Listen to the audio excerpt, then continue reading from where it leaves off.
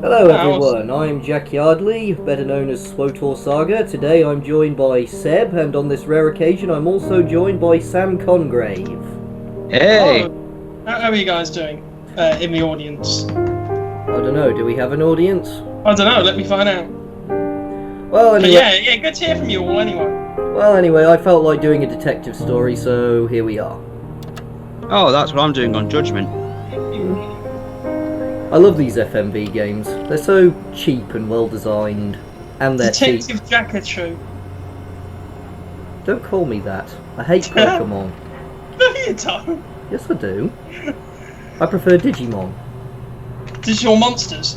Digimon Other Champions. My friends on Twitter are obsessed with Digimon. And JoJo's Bizarre Adventure, oddly enough. I thought you were going to say Jar Jar then. Oh no, JoJo. Oh yeah, speaking of which, the guy who plays Finn in the new movies. Oh yeah. He's recently come out and said once all this is over, he's going to have a lot of things to say about the movies once his contract's up with I'll Disney. be interested to see what he has to say.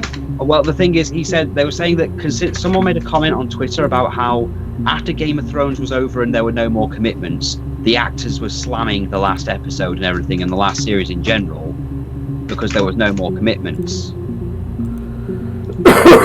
And someone said, I'm waiting for the people who work on Star Wars to have a similar thing, and he actually said, oh, you just wait till January or February. I've got a lot to say about working there. Well, the thing is, though, the Game of Thrones last season wasn't very good at all, in my view. No, it wasn't. But apparently, the working conditions for working on the Star Wars films have been horrible. Mark Hamill's been very vocal about how horrible it is. The guy in the Admiral Akbar outfit cried at one point. That makes sense. Well, he said the way that Rian Johnson in particular treated the legacy cast in general, was disgusting. Yes. Just 1 second. What'd you say, Dad? No, I don't think so, not yet. Sorry. Got anything sorted out there? No. Well, it's already been sorted out, shall we say. On your behalf. Yes. Oh, Sam, I Yeah? don't suppose you read that script I sent you, did you? I haven't had time to really read it at this point. That's alright. Nicole, my arm is not food. Yes it is, ignore him, eat him. Don't. Oh, sorry. Why she can give me cookies and not you, Sam? Because only one of us should suffer. Good answer. Well, someone has to, I suppose. You're the word. You can take a few nibbles. I do everything else. Let's Right, see. it's like I don't have any crayons for you. I thought I had a big packet. Oh, wait, there it is. Oh, You think it's Liz has found stuff. Though I have got Liz into one of the animes I like, so she's kind of on it religiously at this point, so that's kind of cool. That's good. I mean, Overlord. Oh yeah, that one's pretty good. That was it. That I and think it's that, murder. to look, we're starting to get into the D&D stuff. oh yeah, like, you mean Dungeons & Dragons, not, you know. There. So, Well, the last time I did a D&D was at college, and Stephen got raped by Henry Hoovers. Yeah. That sounds like something that would happen at college. Oh god. admission means God modding. Oh, he was being a dick. I will have to share those D&D stories sometimes, but he deserved the anal penetration he ended up getting. One of those is half full. I don't know which I one, did a murder Simon. but it was. So- on Got the- it wrong. Okay.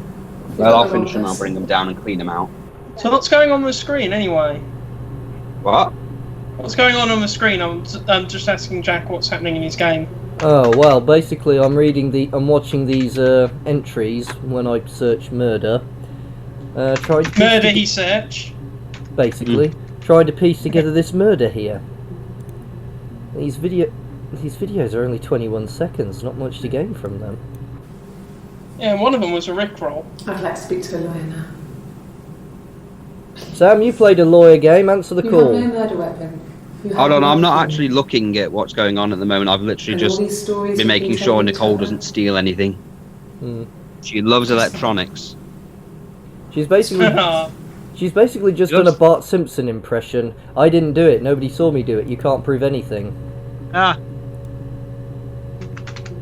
Let's see. What do we But got? yeah, either you or Liz can read the script, by the way. If oh yeah, I'll get round to it. 'Cause yeah, I if know. okay, then you know that I'll give it.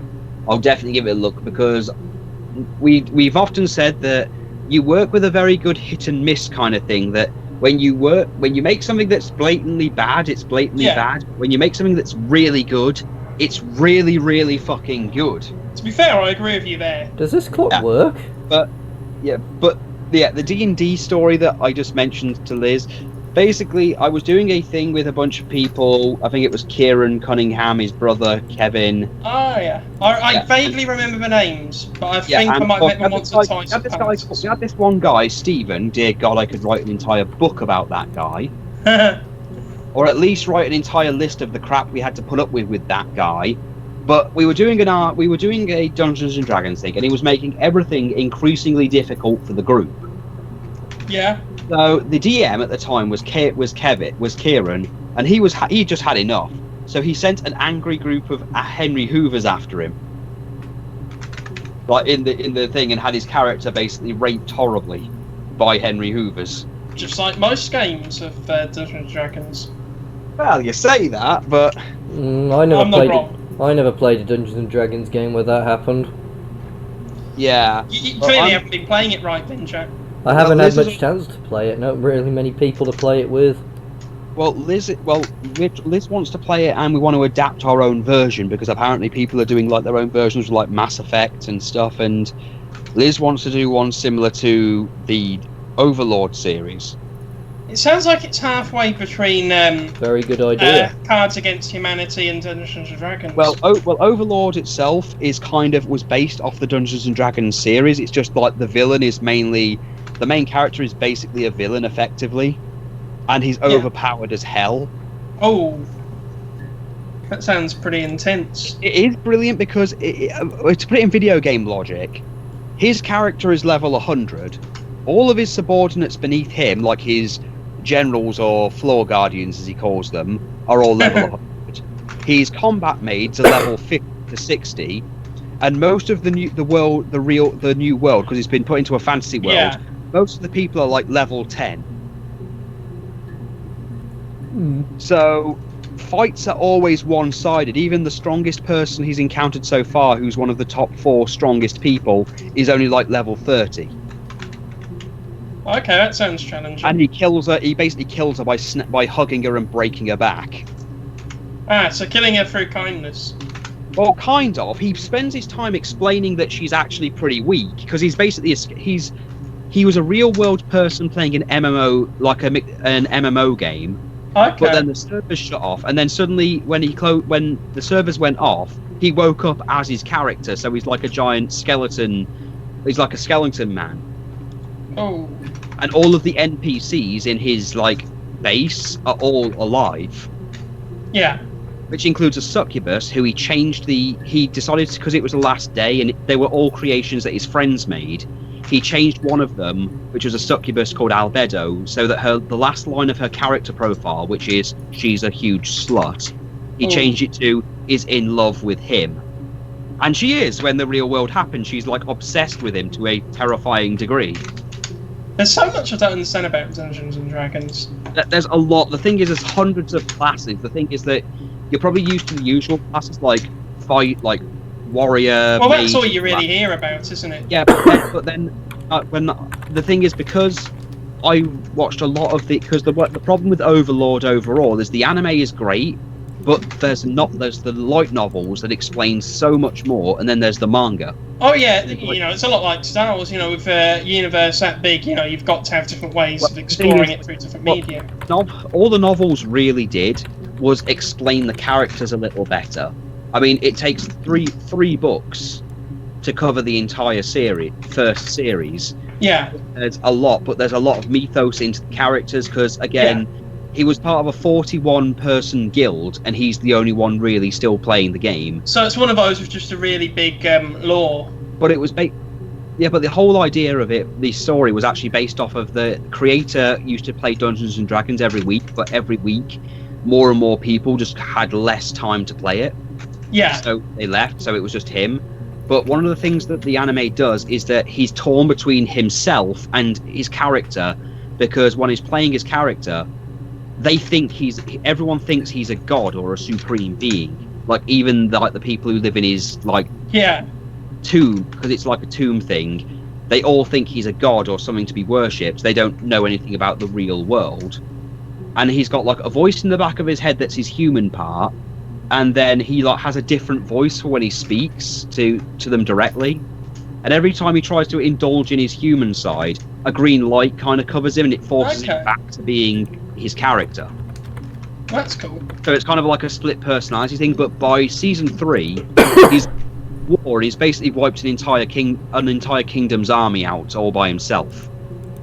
But he uses a magic spell that requires sacrifice, and he sacrifices 70,000 people to basically summon a bunch of things to start killing people. That's pretty intense. Like losing his ability to feel emotions and stuff. But the weird thing about it is there's no filler, and anything that could be filler is actually considered important later. Like there is a reason for it all.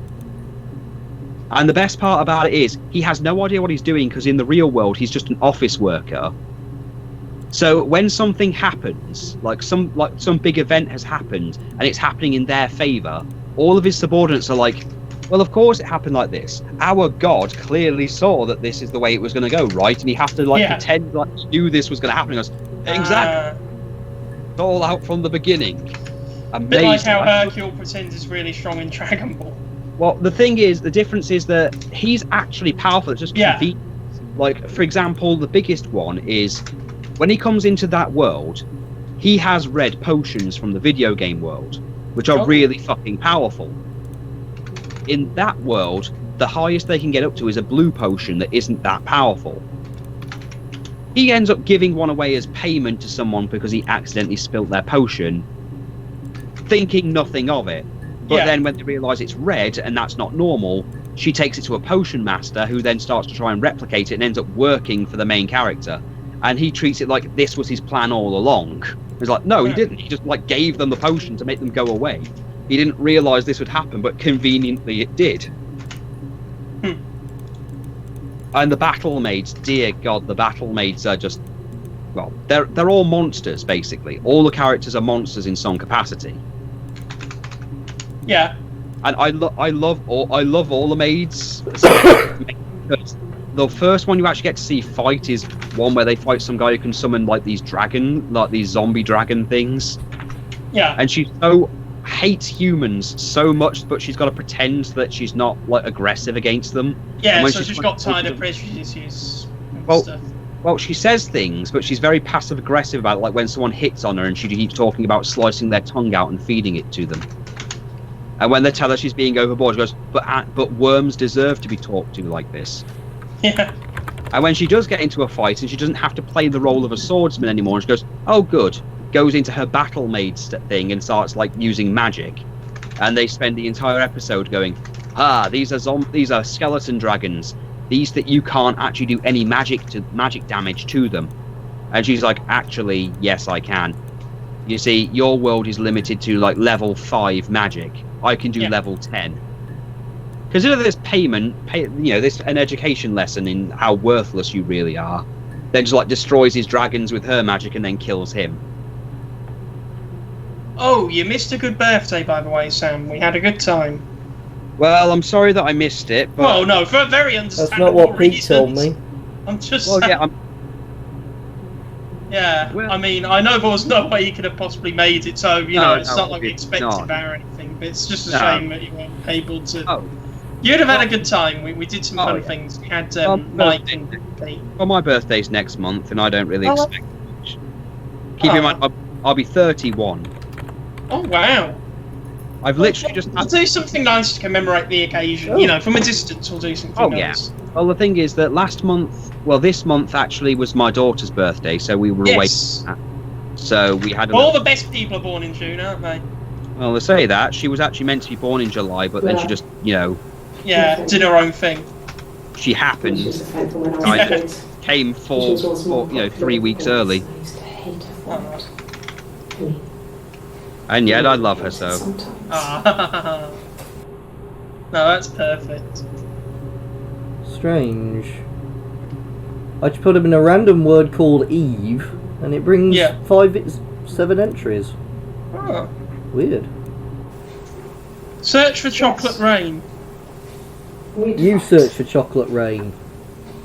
Yeah, but I'm not playing the game you Once, and I are. held Oh, Eve's buy it head then. It's under cheap, only water. £2. There was no one else around. He was at the far end of the Do you think they got ocean. permission to film all these people? I It's held an her head interview. under, and I kept it. This person's apparently murdered someone and And for a confessing to it. moment, Hmm. just wanted Oh yeah, to kill oh yeah, Seb, have you actually sat through any of my You Ace watch Attorney me cry. videos? I did the last one, if you remember, because Oh I god, commented a few oh yeah, we times. solved that. That was Oh yeah, it. oh yeah, It was we just solved. We about- finished that case, by the way. Yeah, Judge Santa Claus. Yeah, yeah, It was a yeah. lie. The It was judge- the one where the judge didn't know what a security camera was, wasn't it? Oh god, yeah, he didn't know what a camera was, or It's not like an important part of his job. yeah, or a mobile phone. That's Also, this brilliant. time, you'd have loved this one. This time, he didn't know what a DJ was. Police station. Also, in Yeah. an earlier one, he wanted to know That was who young. Union Jack was We ran because there was. away. Oh yeah, I remember you telling me that one. Yeah, there was a clue. I think the clue was that the killer had a Union Jack on the back of his jacket, and he went, "Hold on." He stopped the court proceedings just to ask who Union Jack was. Pinched a bit here and there to You've keep it got to love fair. those games, haven't It you? was suspicious Oh that god! we were so Well, young. Ollie's still laughing at the jokes because there was that guy called Salmonella. So they came Oh this yeah, afternoon, I saw that took me back part. to I saw, Portsmouth. I saw that My mum part. picked me up from the station. Oh yeah, Salmonella. Yeah, it turns out he wasn't actually, So my parents let me off.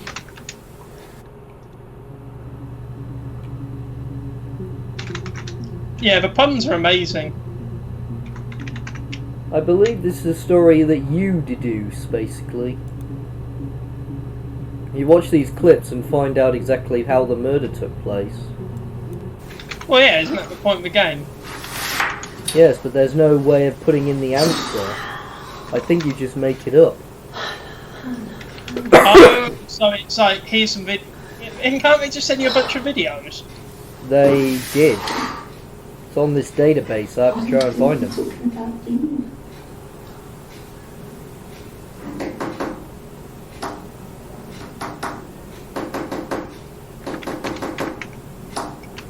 But yeah, anyway, my birthday, we went for like food to begin with. Then we did a bar crawl. We went to 6 different bars. oh god. I remember doing bar crawl in Abston, which is actually. Oh yeah, I like Aviston because it's all quite compact, so you can do a pretty good bar crawl there. It's because there's a pub every 2 doors. Exactly, it's all close together. You know, It's brilliant. that's where my grandpa used to live, and where my dad was born. Yeah, I've been to Aviston a few times, so yeah, there's Yeah. some quite good ones there. Because my dad used to own a shop down there called Congrave Sweets and Treats. I remember you telling me that. Yeah. Yeah, he used to own it. He doesn't own it now, but I used to help him out in the shop, and then we'd go to one of the bars and drink. Oh, that's fantastic. Yeah, Dad would always take me home shit-faced each time, and then my mum would have to deal with it. Oh, that's great. 7 Oh yeah, entries, not for my successfully mum at all. My followed. mum was pissed. But we went to every kind of bar as well, you know, like first one we went to was just a bar by the canal. The next one was a Prosecco bar. Then we went to a sort of an 80s bar where they played a lot of that kind of music. Mike really liked it there because they had some really good cocktails. Then we went to a rock bar, which was good for a couple of hours. Then we did karaoke for 2 hours. Yeah, I mean I've got alcohol out for my birthday because I picked up some sake to have with my friend because my friend Charlotte's coming up for my birthday. Oh, that's great. So we hang around, drink, and well, I've got to give my friend Kurt, who's coming up with her, his Christmas present early because I'm not going to see him till then. And Of course, yeah. I've got one of those anime hug pillows. Oh, that's great. Oh, I thought it'd be funny. So he's like, "Yeah, my parents are going to go angry," but it's hilarious. No, at least you've got something nice planned. Of course, I need to find the one which is most recent.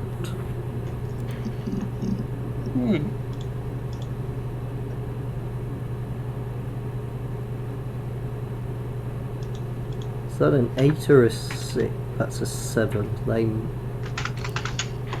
But yeah, I'm getting my script workshopped on Tuesday. There's this writers group in Birmingham, so I might be able to get an agent and maybe get it put forward to someone. Good idea. Nice. So that is a possibility. I mean, Ollie was saying it's the best thing I've written as a first draft. To be honest, I He think couldn't here's really the thing. think of any flaws of it. Oh yeah. Did you hear about the alternative Toy Story 3 that would have been made? Oh yeah, that's one where Buzz was really defective and stuff. Yeah, they were going to send him back to Taiwan. Yeah, I remember that. I saw an alternate ending where they actually burst into flames in that incinerator. I've heard. Well, the thing is, they've been increasing their social. How dark they are, yeah. How dark they are. So I like that meme I showed where it says, they discover, Woody ascends to heaven to fight God. Because when you think about it, here's a thing to think about. Toys take a lot to die. Me too. Think about Sid from the first one and the fact that some of them were decapitated, impaled, and everything. And he just put them together and... Yeah, and they're still working and everything.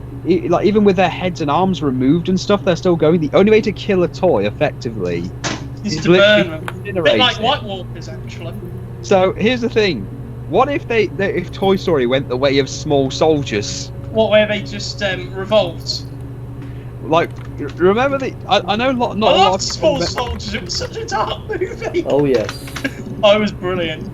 I know. Imagine if if Buzz went crazy and then kept trying to kill Andy. Oh, that'd be great. Or better yet, he starts murdering or torturing the other toys who don't join his army. We have ways of making you talk.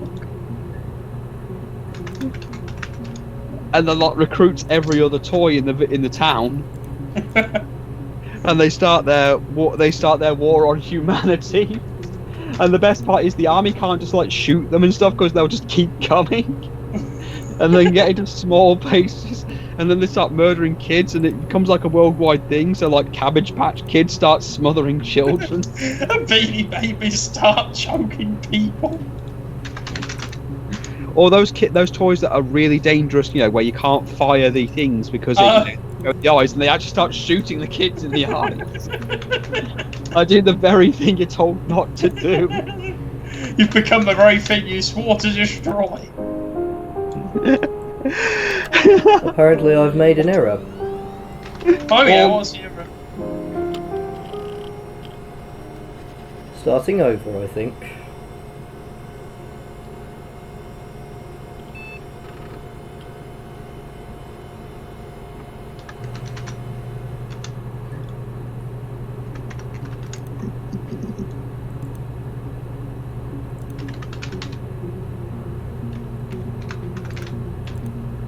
Well, good news is I think I've got a better idea on what I'm doing now. Well, that's good. I need to try and find the earliest recorded interview. I don't know, we don't have like cavemen. Apparently you'd be there as well, Seb.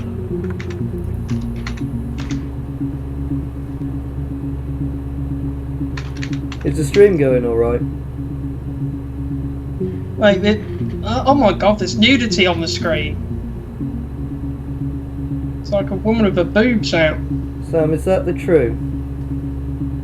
I doubt it. It's Seb. Sorry, I was messing with you. Yeah, the thing is, I can tell when Seb's lying. Yeah. Yeah, I know. mean, I know, Yeah. but sometimes I just don't feel like calling him on it. I feel it's just easier to get somebody else. No, you have to. Oh no, you have to call Seb. Feel free to call. You know Seb. me, I'm a prankster. I prank people, that's what I do. I mean, he's not good at it, but No, he isn't. The difference I is did a really bad prank, like when I was at Exor still, it was like 11 years ago, but I managed to convince Pete that Ollie died in a car crash. Oh yeah, I told Liz that. She really doesn't think that's funny. I think It it's wasn't. fucking hilarious. Well, the thing is, it was funny at the time, but the problem was because Pete didn't fall for it. I didn't know what to do. You see, Seb, Yeah. the difference between... I told him the truth, like, immediately. Bits as well, I was like, oh. The difference between you and I, Seb, is where I just go below the line so I can always get away with things. You toe it at every opportunity.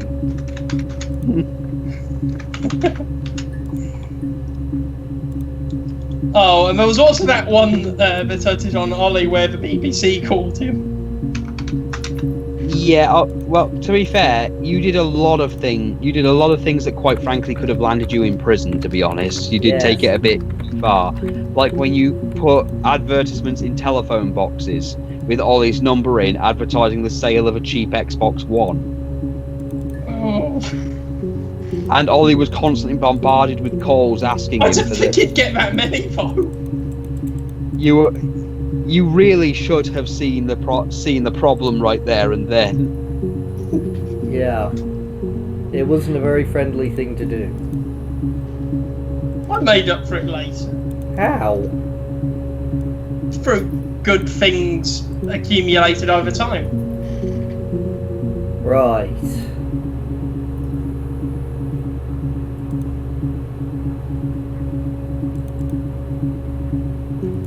Well, I did one that would have been funnier. I was going to have him put down as a number for a sidekick, actually, instead, but for some reason that didn't work out properly.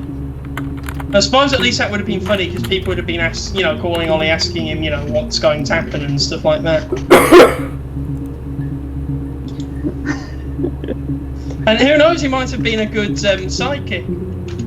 I don't know. He could have just told everybody that they were going to die. Yeah. Interesting. What, everyone died? No. Although that would be interesting.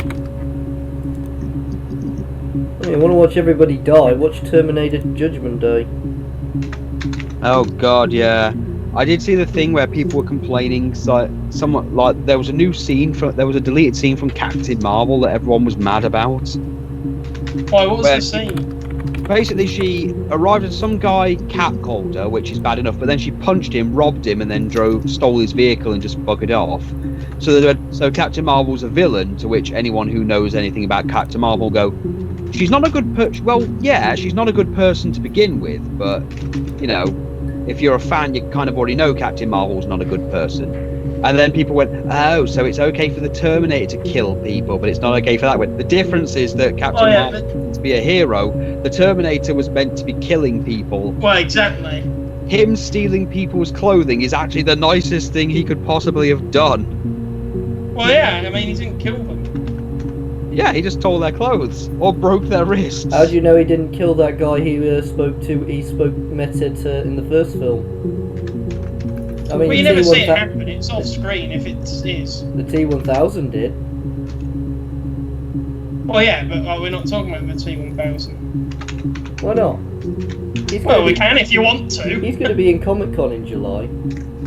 Yeah, I remember you saying. I'm going to. They're bringing a Comic-Con to Stirling, where I live. Funnily enough. That's brilliant. Oh. Yeah, Yeah, me and Liz have decided to go to it. Right. Oh, that's fantastic. It's after my birthday, so I'm going to see how it goes, see what it's like, because I collect certain anime things that are next to impossible to find, and I don't want to get bootlegs. Yeah, well, there were a lot of surprising stuff when I went to the one that Jack went to. And I thought you'd like this. We were discussing it a while back, but Sean Schemmel, the voice of Goku. Yeah. He's just actually insane. He's insane. He's actually insane. What, you mean clinically? He's very close to it. Apparently, he actually is very possessive of the Goku role. That if he goes to a Comic-Con where anyone else has played Goku, he actively demands that they get banned from the convention or they're not invited. Oh, I hope if he needs help that he's getting the help he needs. Yeah, but the only voice actor who plays Goku who's ever met is the woman who plays her in Japan. Yeah. And he actually told her that he actually feels like he's so close to the character that he actually is Goku. Oh, that's better. And then she responded with, I don't feel that way because I play many roles. Yeah. And to be honest, I'm not really connected, completely connected to one particular character. Well, of course not, because when you do so many, What do you think? Anti-glare filter on or off? Off, because you can see the screen better. You mean on, because we can see the screen better? Yeah, that. He also, apparently, his behaviour resulted in a bunch of people getting free copies of Battle of Gods because he threw a tantrum. He physically assaulted someone, a staff member at a convention, because they had a phone. It doesn't work from here. Right. But they were taking pictures of their friends, and they were like security staff. He stole the phone off them, and when they demanded it back, he basically got drunk. Well, he was drunk already, and then he jumped on the woman and started punching her. That's no good. Yeah, and a convention my friend went to, he threw a tantrum over nothing, basically, and Chris Sabat came out and said, I'm sorry, Sean's kind of a dick. And then they had to give free copies to people to like say sorry for him. Yeah, there's means of an apology. But he does this a lot. Apparently, there's a couple of Dragon Ball voice actors. The voice of Hercule's a bastard. Really? He hates gay people in particular. God, that's a shame. But the voice of Boo is worse. He thinks he thinks homosexuality can be cured by apples. Is it horrible? I want to hear that said in Fat Boo's voice. Homosexuality can be cured by apples. No, I'm serious. He doesn't like him and Chris Sabat. Well, actually, that is bad, but I don't understand that. Okay, there's no logic, but I don't understand that. How? So Chris Rhaegar, the voice of Hercule, hates disabled people because he actually personally thinks that certain disabilities exist purely for him to make fun of. That's a bit. Okay. He thinks people with dwarfism exist for him to laugh at. He also thinks he's a highly sought after voice talent, even though he's only ever really done one thing. Yeah. Which is Hercule. The guy who voices Boo has been told multiple times, I don't see why you think eating apples will somehow cure my homosexuality. I'm still gonna, be with my girlfriend, and I'm sorry that you don't like that. They then told their fans to go kill themselves and said that they are voice actors for one of the biggest animes in the world. They don't owe the fans jack shit. Oh, that's a shame. Yeah, the voice. Well, keep in mind the voice of Bulma's in court right now, where she's basically lost because she refuses to give evidence, and she just lied under oath. So there's that as well. Against Vic Mignogna. Yeah. Who again is the winner here, and the ironic thing is that the guy who voices Broly is the good guy. And the guy who voices Goku is the bad guy. And me and Ian were joking that, do you think he dresses up as Goku at home and starts like screaming and trying to eat loads like Goku does, and calls his car the Nimbus? Well, he doesn't realise that eating loads makes you gain weight. No, wait till he gets fired, because that's inevitably going to happen. Is he's going to get fired? In fact, most of the Dragon Ball cast might end up getting fired if Toei Animation get involved. I can just imagine going, no, I'm Goku! I'm Goku! like the I'm Peter Petrelli thing. I'm Peter Goku! Remember when we used to laugh at the way that they said things on that shop? Yeah, I remember you don't have your gay fan anymore, Peter, because I have it now. You don't have your animal's cage anymore, Peter, because I have it now. You'll never see Hank again. I don't know why, but the way you said that and then laughed always made me laugh. Sam, do you remember when we were watching Breaking Bad? I don't know if I was watching it with you at the time. But you were describing it, the scene where, Walter White's on the phone to them and Hank's just died when he says, you'll never see Hank again. And for some reason that made you laugh. I was like, yeah. I don't know why, it's not a funny scene. I think it's because okay, here's the thing. For a while, and I'll admit this, I thought that Hank dying was hilarious. Why? I don't know. I thought Hank Sorry. had a really horrible time, he had PTSD after that whole turtle head thing. But I just thought having him, I don't know, I don't know what it is. I've discovered this really with Overlord as well, that main characters or people who are good people ending up dying is just like dying in the face of adversity is just hilarious to me. I don't know. I mean, again, in Overlord, there's a load of characters who are really good people, and they die quite horribly, or they just die in the after doing something amazing. Like the end of season 3 has this guy who, throughout 3 seasons of Overlord, has been like this really noble knight guy. Has come up from a whole. He's a commoner, but the king respects him and stuff. And he's had this relationship with the main character, which is actually a good one, but they're on opposing sides, and they have this duel, and the way it ends, he does this whole noble thing that he doesn't want to be resurrected after he's killed or anything. He just wants to die nobly. Second the battle starts, the main character / villain stops time, walks up to him, and then uses the thing called Touch of Death. Touches him once, kills him, and just lets him flop to the ground in front of his young subordinates and die. And I just found that hilarious. And it's like, I always liked your sense of humour because he found things funny that aren't meant to be funny. It might be the family breaking down and everything, just as he tells them that Hank's dead. You'll never see Hank again. He crossed me.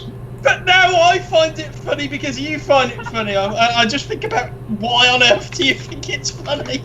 So it's not funny because you find anything about the scene funny, but you find it funny because I personally laugh. Exactly! Because whenever I watch that scene, it reminds me of you telling me about you watching that scene and laughing, and it makes me laugh because I can't comprehend what about it is funny.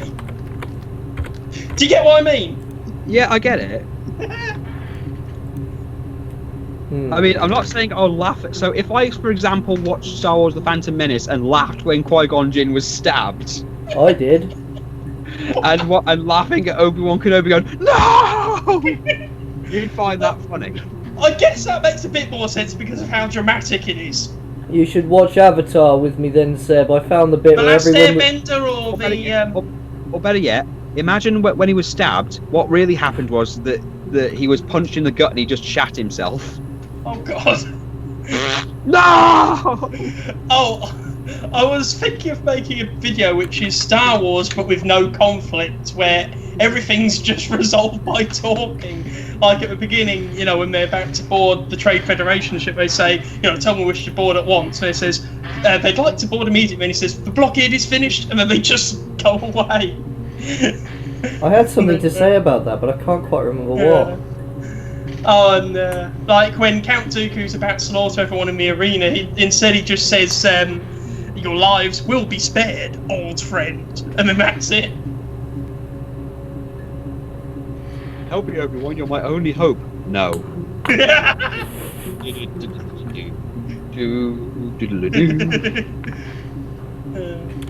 Well, Star Wars is just a really weird... My next door neighbour used to know the person who was in the... I think it was either the one in the C-3PO suit or the one in the R2-D2 suit. I can't remember. My grandpa knew Danny Baker in the R2-D2 suit because he had to I've met Anthony Daniels. My next door neighbour has never seen anything past the original trilogy. Yeah. She refused to watch the prequels and wants nothing to do with any of the new ones because, well, she says they look shit and she just doesn't have time because she's a school teacher. Well, so as long as you like some of it, Well, she has she's got Star Wars stuff in her attic. She's like, it's her pride and joy, apparently. Yeah. I even have a red lightsaber that I occasionally chase Nicole with. Oh, that's brilliant. Oh. I had to choose a red one. Yeah. What, does it remind you of C-3PO? Kinda. Why would it remind you of C-3PO? Oh, you're gonna get him started now. Yeah, who started? I'm laughing. The true villain of Star Wars that isn't Jar Jar Binks. Palpatine? No, he was just being manipulated. You are basically telling me that the manipulator of the entire series was being manipulated. Yes! And Yeah. he didn't even realise it. Would you Well, like to to tell be- me something else that doesn't make sense? Like, I don't know, stars are made of ice? Oh no, here's one. So Darth Vader was really Yoda for somehow. That explains how they switch over so quickly. Josh, in the I have game. already had to sit. Shut up! I have had to sit through White Darth Vader. What you mean, Hayden Christensen? No, there was an actual thing. It was an alternative retelling of The Last Jedi, where Palpatine survived, but Princess Leia and Luke were there, and they both actually managed to keep Vader on their side. Oh, I remember that comic. And Yeah, then where he what was they painted took him white. Yeah, I read that. Yeah, but then they took him back to the Rebel base, and then it literally ended with them wondering if they could trust Vader, and he came out in a white suit and pretty much said that with him now on their side and his knowledge of the Empire, he was more than willing to be an invaluable asset to them. Although, Yeah. did you know he's actually killed Watto now in the comics? Yes. I think that's quite sad, actually. Not only that, what he still blames Watto for his mother's death. So he tortured him slowly with the Force, but that wasn't the only person who was supposedly immune to the Force that he tortured. He also tortured Jabba the Hutt, who mocked him by saying the Force didn't work on him, to which Vader just choked him with the Force, which of course Jabba didn't realise was even a thing. So while he's choking to death, he just lets him go, and suddenly he's like, okay, I didn't know that could happen, and he actually shows respect to Vader, and they go hunting for Wampas or something. Okay. Yeah, it's a weird thing. The comics are strange. I suppose Like how they strange killed, stuff like how they they can really killed, do in the movies. how they killed Tarkin's son to keep him loyal. Hey, Oh, it what? So you worked. wouldn't have...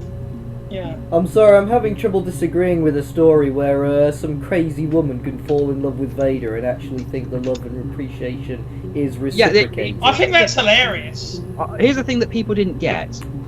You didn't think that Darth Vader, who was a very angry man at the time, keep in mind his anger was literally what yeah. made him, wouldn't go angry before the whole Luke thing. Well, yeah, I mean, it makes He sense if he does. just killed a He strange kills guy. people all the time. This is a Yeah. guy literally destroyed an entire kingdom on a planet, then as a gift gave them a chunk of Alderaan to show what happens when they don't listen. They don't, they don't side with the Empire. I certainly hope people aren't bored with this. I'm sure I'll find something sooner or later. No, we're having a fun time, aren't we? Oh yeah. Just good reminiscing. If you want to invite anyone else to the stream, by all means. Oh, yeah, we'll ask around.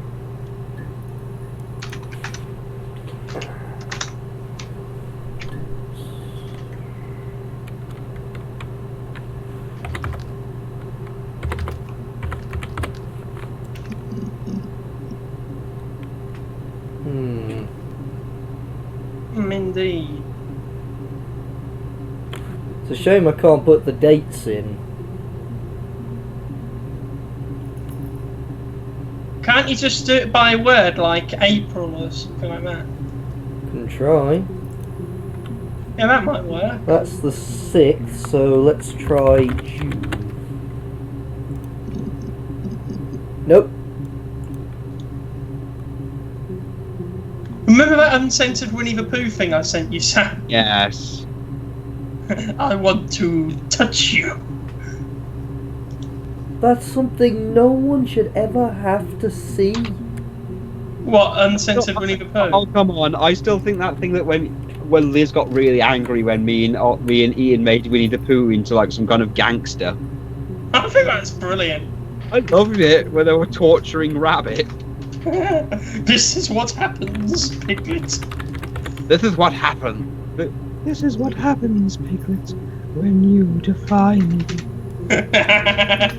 You know, that makes me think about that Yogi Bear parody on The Simpsons. I'm wondering how it would have gone if they parodied Winnie the Pooh instead. Break his kneecaps. Tigger do best. Your Tigger impression is brilliant. I mean, I still live under the assumption that the whole Eeyore's basically homeless. Well, he is. And the only reason he hasn't killed himself is because he can't afford a rope. He's got a tail. But they all live in the woods. It's really. Yeah, but the thing is, everyone else at least has homes in some capacity. Like even Kanga, who is basically a single mother, has a home. You're actually right. Everyone has a house in some way. Even. Yeah. Maybe everyone else was just too bummed out by him, and they wouldn't let him stay around there anymore. Maybe they have some economy or some kind of job. I mean, it's 100 acres. That's a lot of fucking room, and maybe there's a lot of things we don't see. Maybe they don't show Christopher Robin like their child labour factory, where all the children that get lost in the woods are forced to work. No, I want those counterfeit sneakers on shelves by Wednesday. But Winnie the Pooh is so sinister. Just listen to his voice. Yeah. Daddy needs his honey. And when Daddy don't get his honey, he gets a little angry. He like physically abuses the sweatshop workers. Oh no. But please, Mr. Pooh, we are hungry. Oh, well, you should have thought of that before running through the 100-acre wood alone. Your parents aren't coming for you now. Oh, Sam, I sent you an attachment, by the way. Okay, I'll give that a look.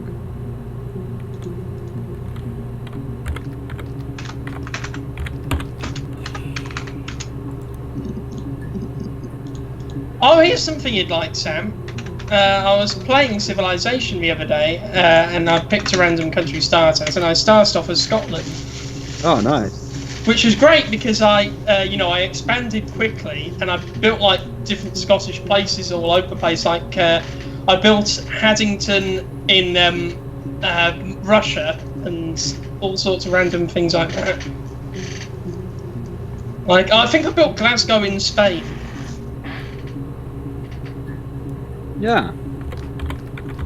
So I'm curious. Your thoughts on this whole, well, Tory Prime Minister race thing that's going on? Well, it's definitely happening. Oh yeah, neither one of them should be Prime Minister, granted. Well, I wouldn't expect you to say any different, you know. Is it because I'm Scottish? Well, no, it's because. Well, no, it's because of your views, you know. Well, it's not just that. It's even as no, none of them should be. I mean, let's face it. Jeremy Hunt's a complete fucking mess. And Boris Johnson openly said how he wants to come up to Scotland and shoot everybody that lives there.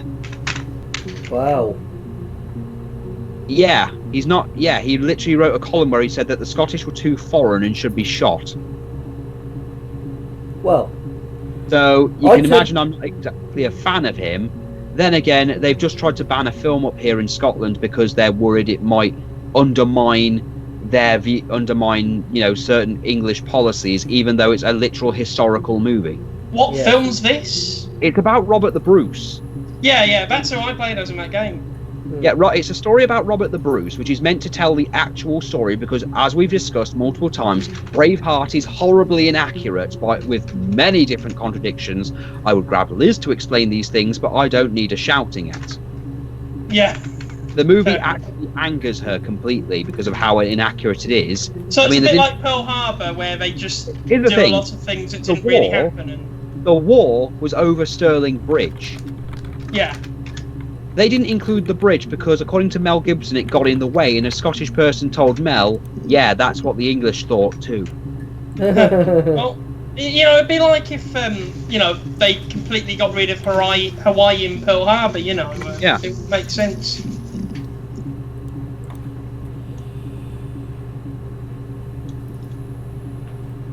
What's happening in the game? Well, I'm just trying to get a sequence of sessions together to try and find out which is to find out the events of what led to the murder. It's tricky though.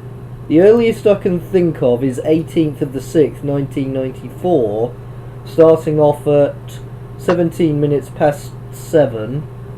How old is this game? It was released in 2015 by Indie Games. What, the people who made Indiana Jones? No, just Indie Games. Oh, I thought you meant indie like Indiana Jones. Oh god. Remember when Ollie used to get angry every time you mentioned the crystal skull? Oh yeah. Well, who doesn't though? It's terrible. Here's the thing. I once when I went into CEX, That's I went into CEX in an Eton and I found a copy of it. I showed it to Ollie. And he goes, that's Yeah. miserable.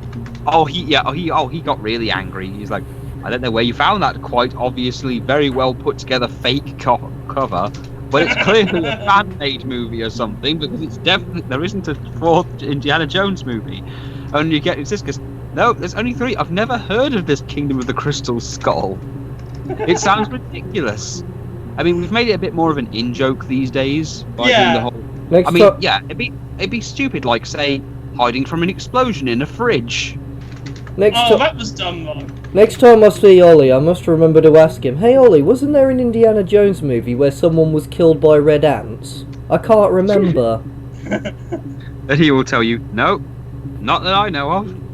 Nowhere in the 3 movies did that happen. Oh, It's also like how Jack gets annoyed by C-3PO. there's Basically, a personal challenge for us there, Seb. We can try to get Ollie to admit there's a 4th Indiana Jones movie. that would be, We'll have to just bring it up out of the blue, won't we? So he won't be thinking about Yeah, well, it. you just got to try and be subtle about it. We'll have to catch him when he's tired or something. So he won't argue about it. Hey, tell me, Ollie, how many skulls have you seen in the Indiana Jones movies?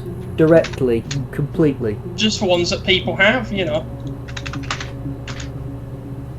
I believe this is the earliest clip. Or is it? Yes, it should be. Girl in a room. That's what it is. Trying to get a timeline transcript.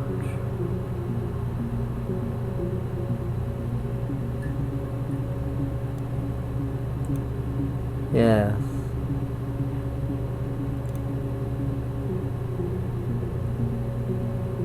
Yes, these have tags in them, and if you put in the tag, you get the videos up. But the tags are all blank. Well, she's wearing the same clothes in all of them. Oh no, she isn't. She's wearing different clothes in that one. I think I have an idea. Dangerous. Get rid of blank. Put in the date instead.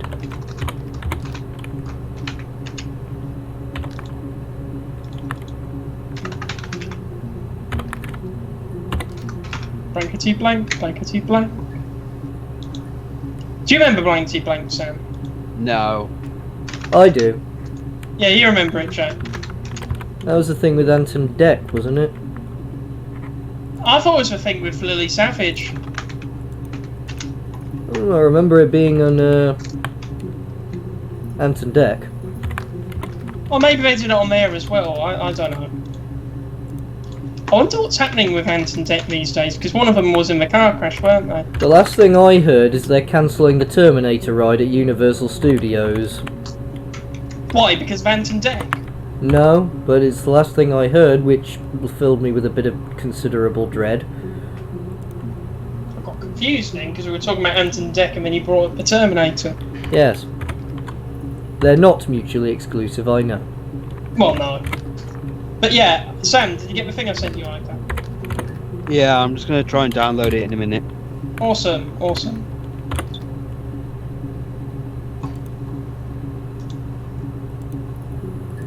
If I've done this properly, we should be able to get a transcript. That's a feature in the game, isn't it? No, but we should be able to discover exactly how this mystery happened.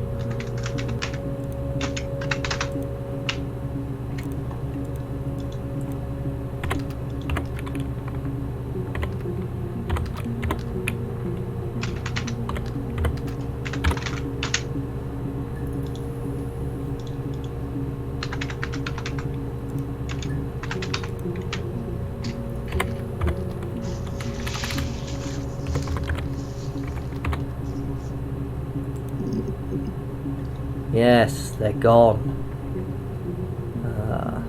Who Okay, else? okay, I only have to do that 266 more times. And there's no copy and paste. Of course there's no copy and paste. Why would there be a copy and paste? I'm sure even older computers had that. Yes. It should be.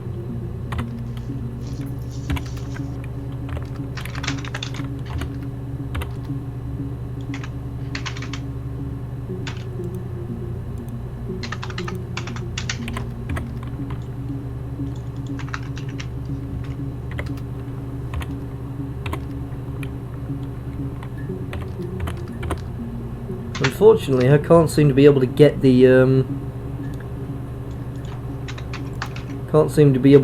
unwanted footage out of the session. I mean, this rubbish bin's useless. Is there anything in there? There is, yes. Ah, there might be a clue in there. There's only hack info, one of which revolves around a mirror game.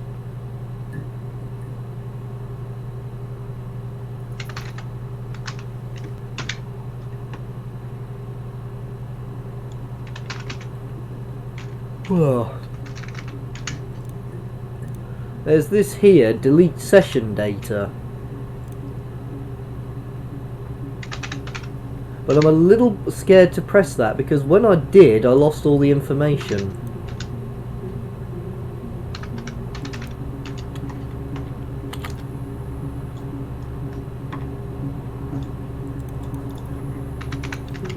And what's this? What is that? Apparently one volume is missing.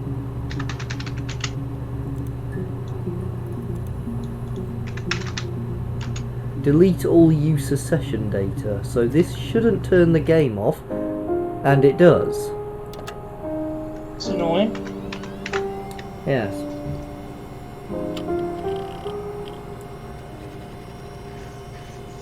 Oh well, no big deal. At least now I know. Story. Now at least I have a good idea of what I'm supposed to be doing now.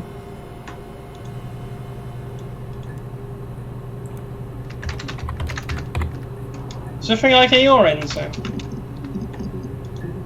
I was just seeing if everything was okay at your end because you're a bit quiet. Everything's fine. I'm kind of chilling at the moment. Fair enough. Relaxing on call. That entire stream, I did literally took the life out of me. Oh yeah, those things can wear you out. Well, it's again 3-hour thing because again it was a long ass one, and I'm doing all the voices. And I had to do an angry German accent for the newer lawyer that just joined. Oh, that's brilliant. But he's really commanding, like he tells the judge everything he's got to say, so the judge has lost complete control. So it's like, I object! Objection sustained! Yes, right. I like how the judge of most games is a bit of an idiot. You should know. That's 3 games on there. There's actually 3 games where he's always the judge. So keep in mind, I'm going to be doing all 3 of them, and this is just the first one.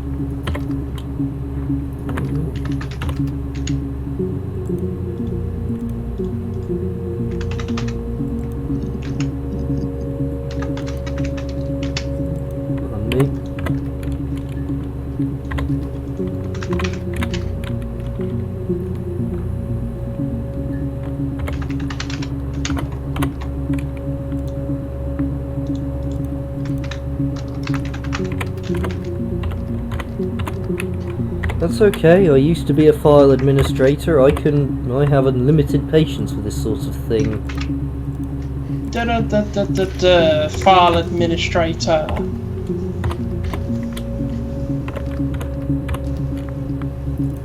You're an administrator. File administrator.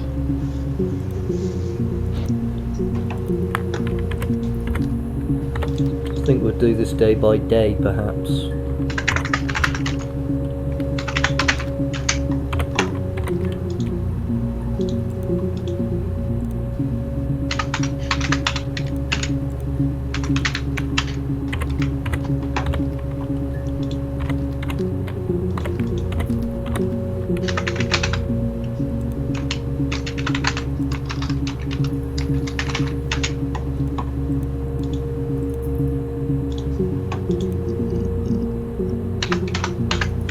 unfortunately, I'm only allowed to access 5 entries. Why, do they not trust you with the internet or anything? Well, the thing is, it's all this, really. The internet is really, really great. For porn. Yes, I remember Ian singing that once. Here's the database. I filed Freedom of Information form to get you guest access. Everything seems to work. Wait a minute. When is this game set? The 90s. Well, the Freedom of Information Act wasn't brought in until the early 2000s, so this is a very inaccurate game. Seb, I don't think being accurate matters. I know. I just thought I'd point that out as a bit of. I mean, for fuck's sake, in the new Resident Evil game, they've got USB drives around, and while USB was definitely a thing, Yeah, you're right.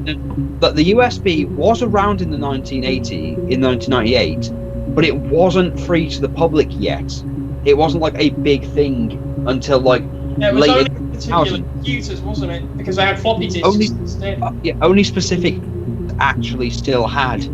You would actually be allowed to use them. Some of them would have been things like FBI maybe, but I mean, wouldn't. I'm seriously not bothered by it. I just thought to point that out because I just realised.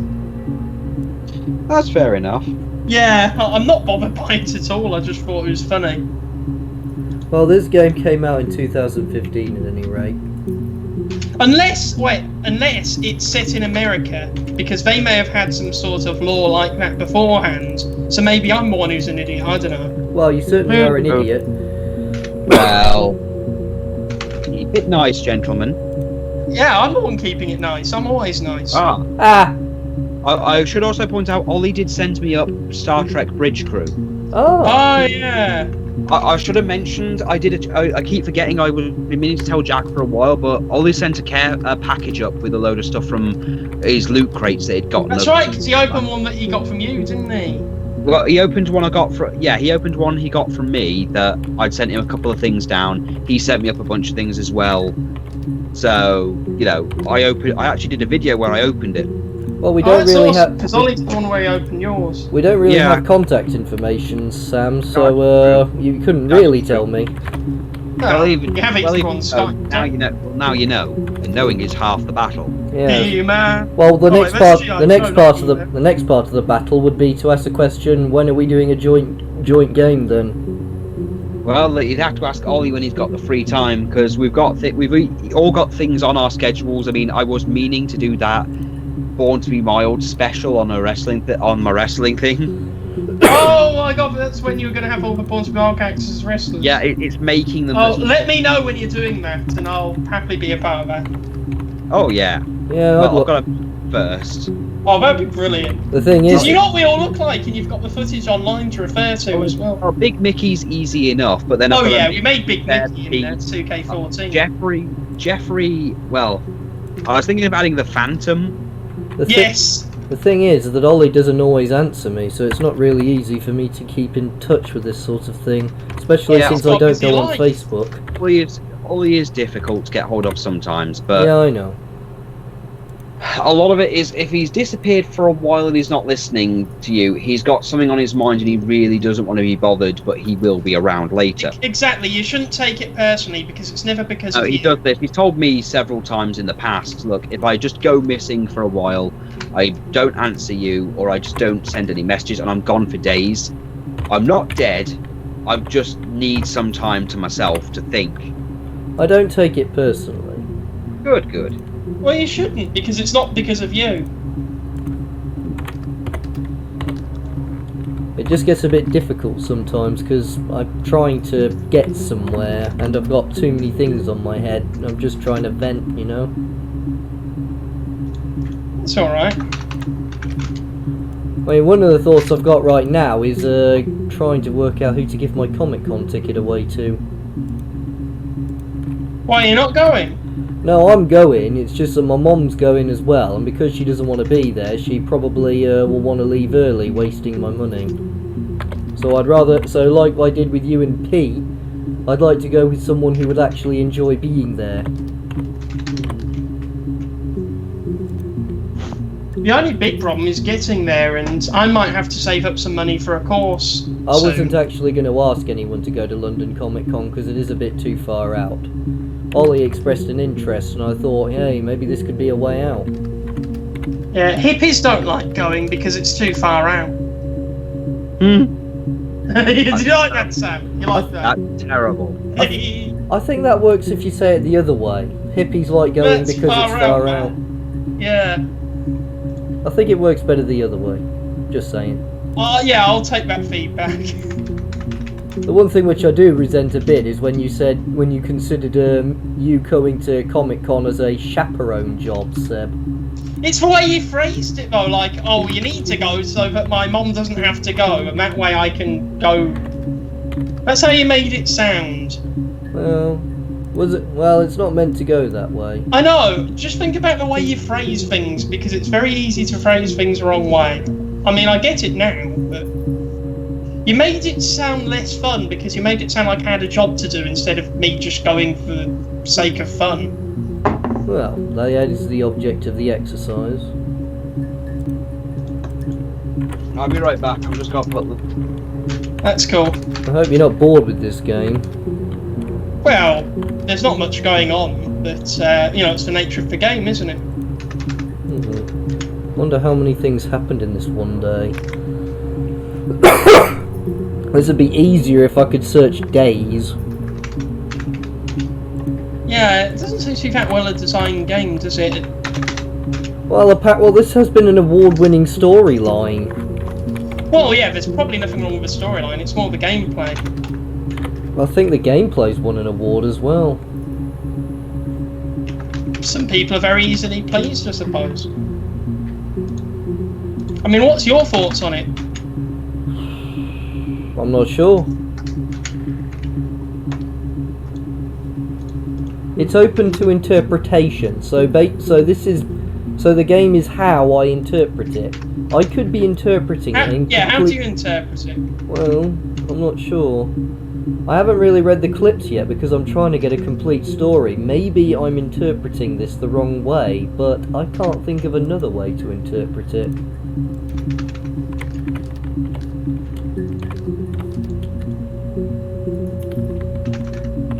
This is a detective game, so if you can think of some other way to interpret this, please feel free to share it. Any comments? Well, I don't know, it's just a bunch of video clips, and I've not really been able to listen to them because I've been listening to you. Well, you have been talking to Sam. That has been one of the saving graces of this, the fact that I'm doing all this, and Paul can hear you and Sam talk. Well, yeah, we want to keep the entertainment going, don't we? Yes, thanks for that. No problem. It's a pleasure to have Sam on the show. Oh yes, very rare opportunity. Yeah, we caught him at just the right time.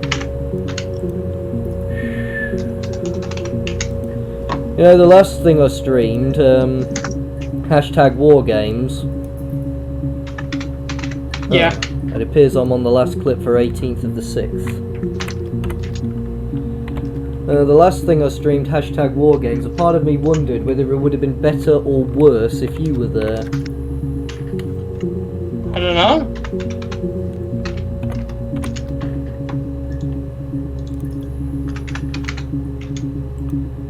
Okay, this should be a complete interview. Cool. We'll just get rid of that last one there. I wonder if there's a way I can play them all at once. So you can have them alongside each other. Well, yeah, so at the moment I've got them all alongside each other in the user session. Clips stored. So this could just be storage. Oh well, I don't see any other way, so play. Black coffee, thanks. No sugar. Sweet enough as it is. All we have is sugar. My name is Hannah. H-A-N-N-A-H. It's Pandre. It reads the same backwards as forwards. It doesn't work if you mirror it though, it's not quite symmetrical, but well, Probably get the idea. Sorry. Hannah Smith. I live at 31 Gladstone Street.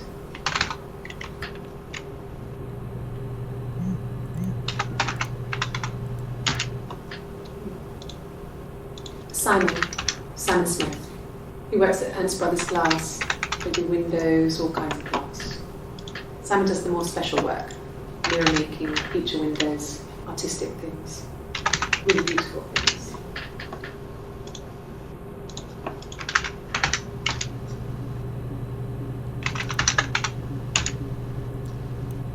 Mobile phone? Yeah. Well, they have one for the glaziers, but it's only for work.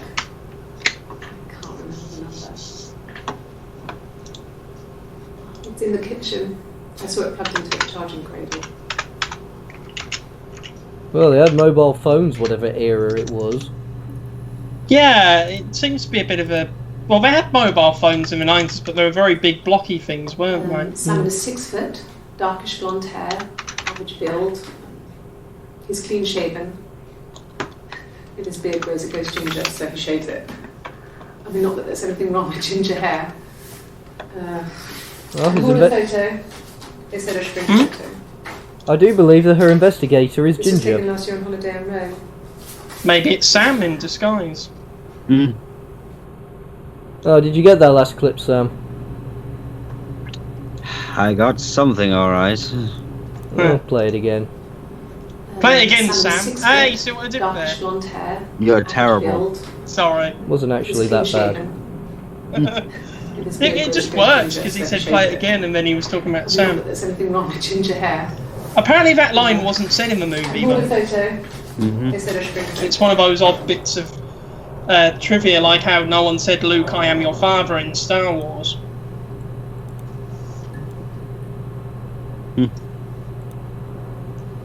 No.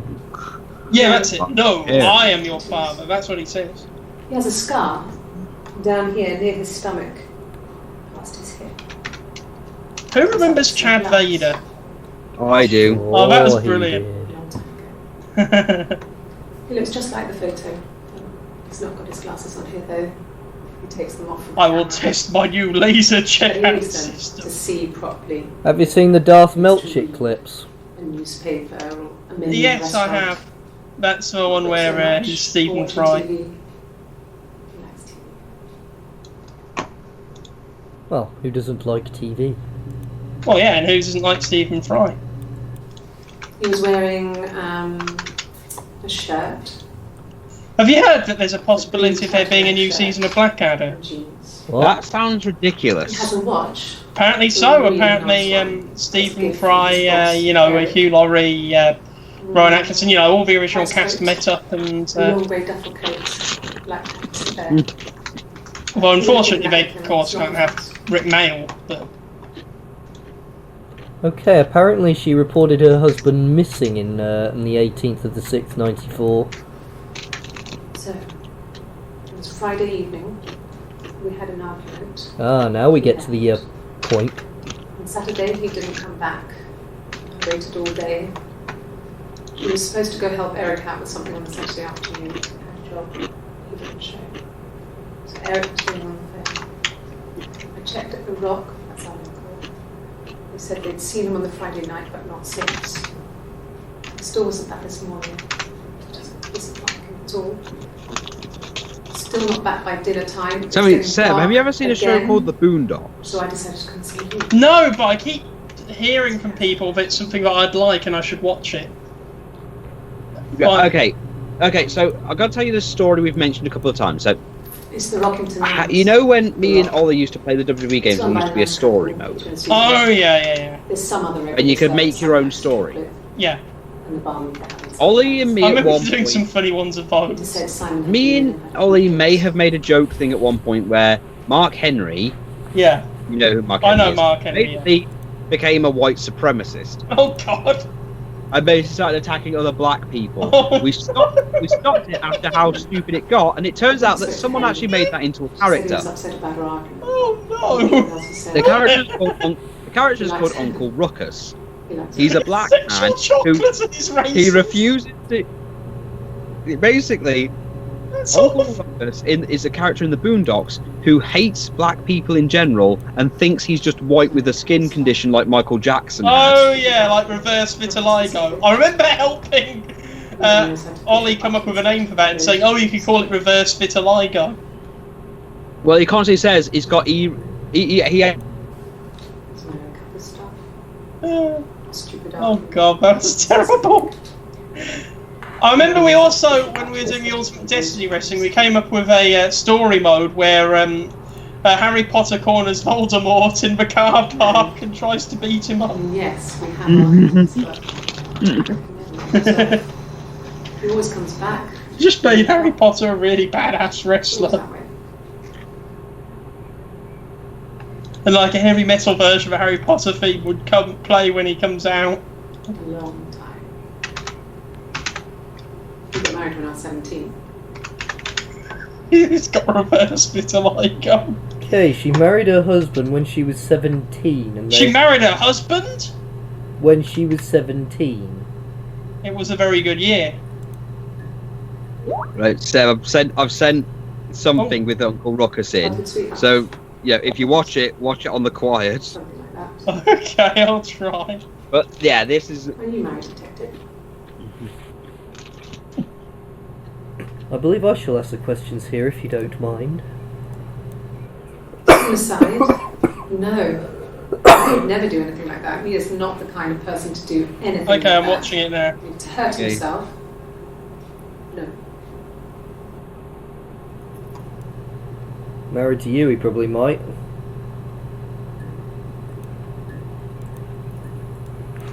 No. Not drugs. I mean, he drinks, Oh, but never very much. He goes to the pub and has one or two. Sometimes we Oh, go together. God. He drinks wine with food, but he doesn't have that kind of drink. Are you sure? what's wrong with his eye? Yes, there's a car that we share. That's so- the thing you pay Oh, yeah. attention to. And the At van uses first. it for work. It's owned by Eric, but we look after it. Both of them are there now, parked on the street. I'm not sure about the keys for the van. I can look for you when I get back. Awfully helpful. No. I'm not sure what strange would be, but he hasn't been acting odd. He's been busy at work, but nothing too stressful.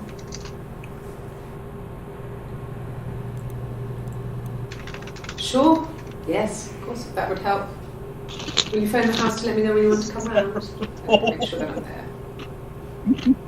Or make sure you're not there. He has a wallet, a huge sealed thing, leather, real leather, I think. He packs it full of stuff, business cards, receipts, lottery tickets. He also has it in his back. Well, I got to fit That's this what stuff it's about Muhammad Ali. I haven't seen it, so he must have it on him. He always takes it out of his back pocket before when he comes in, if he's in the house.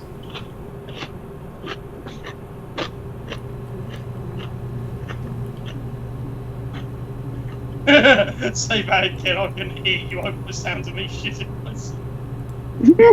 Yes, that would be in his wallet. It's a Visa, a silver one. He doesn't like to spend money he doesn't have, so he usually pays with cash. Eric convinced him to get one.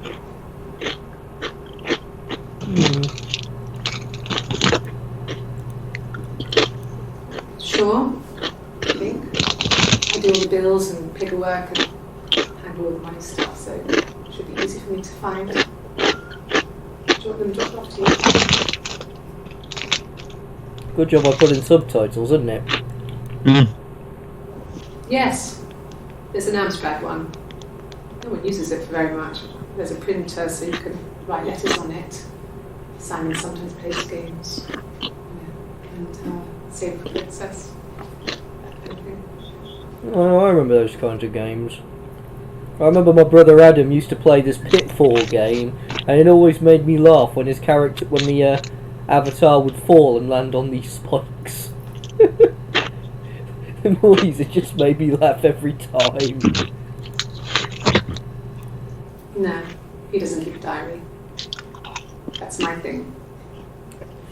I've kept one, well, as long as I can remember, since I was a girl.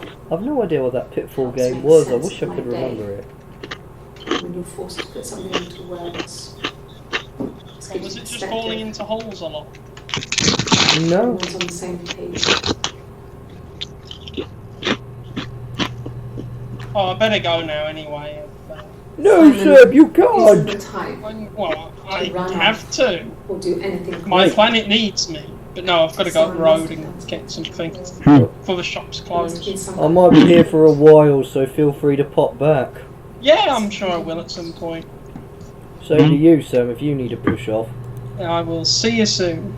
See you, Yeah, Seb. I've got to start keeping an eye on dinner, so I'll see if I can come back a bit later. Well, Yeah, and if you get a chance to read that script as well today, then Oh, yeah, really I will. appreciate it. Oh, brilliant, thanks. well, I'll Alright then. probably still be here. I've only just got past 1 day's interview. Alright then. Good All luck. right, I will see you soon. See you soon. Bye. Bye. It's just us now. Thanks. Please find Simon. I love him so much.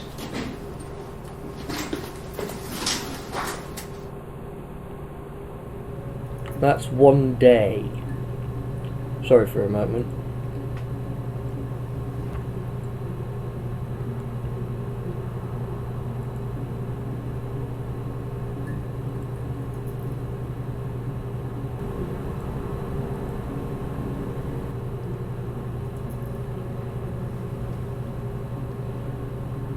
Yeah, moving on to the next one.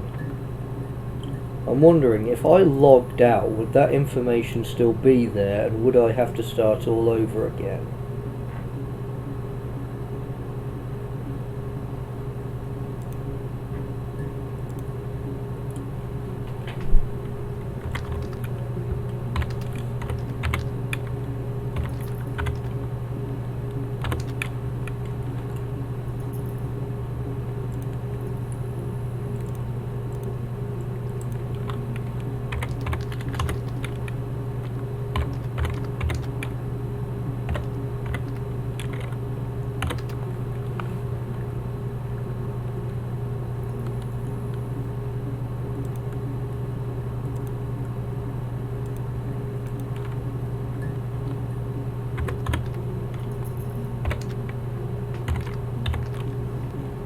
I'm sorry if this comes off as boring.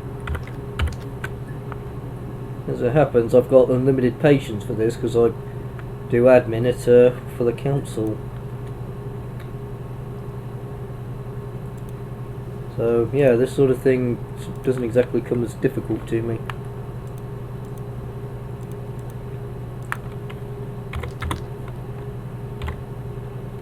The only times it comes as difficult is when I feel the need to double check. Or if I feel the need to triple check. I am a paranoid individual.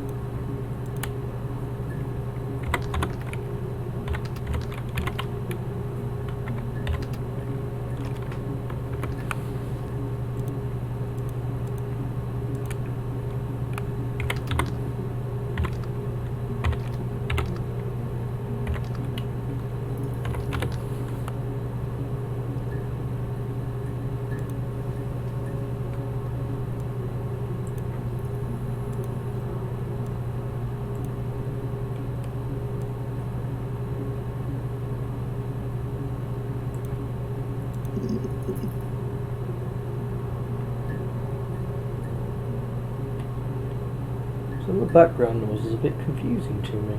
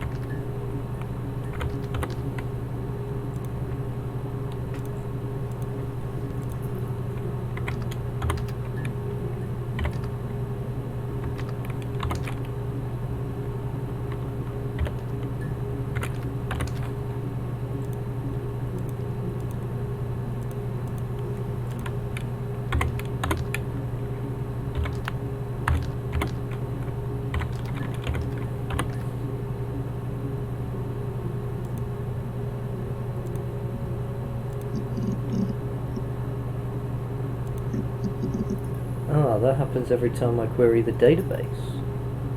Okay.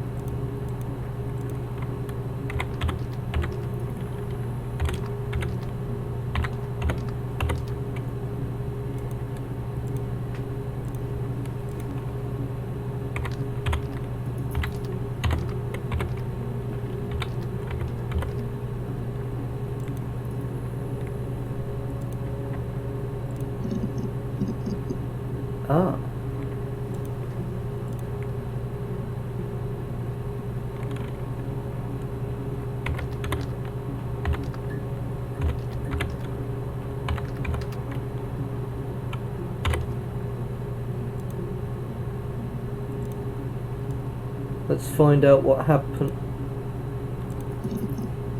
Let's find out what happened the following interview.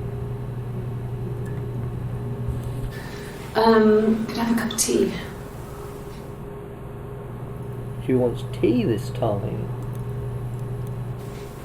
I haven't been into work. I guess I've just been waiting, ready to hear from you, hear from my husband.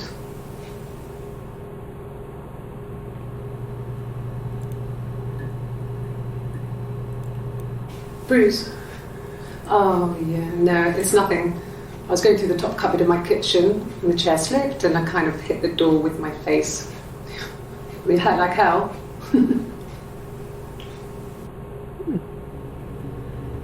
How clumsy. Yeah. I've been round to Doug and Eleanor's, and they're very worried. I feel sorry for them. Why did you feel sorry for them? Eric was like an uncle to him. They were pretty close. They spend a lot of time with each other, especially when they have to go to conferences. Have you met his wife, Diane? I can't say as I have had the pleasure.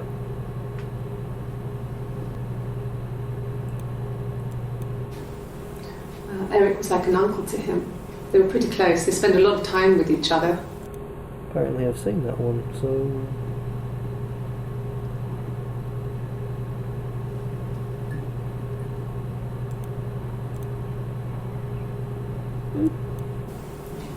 Diane is really nice. She helps out with the glaziers, organises the Christmas party, that sort of thing.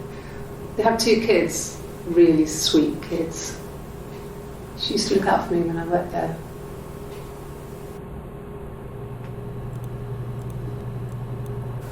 Okay, I'll try my best to remember.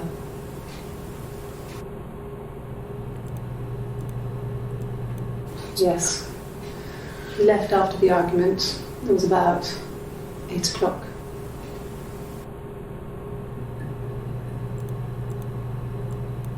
Yes, that's my birthday. Not one of the big ones, but I guess you can see that.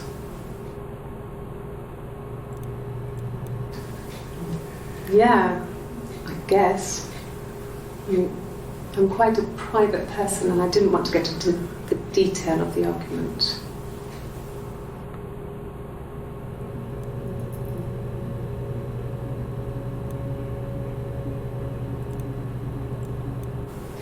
It was my birthday, like you said. We were going to have a meal at home. We had our meal. He gave me his present. I guess I didn't like the present. Interesting.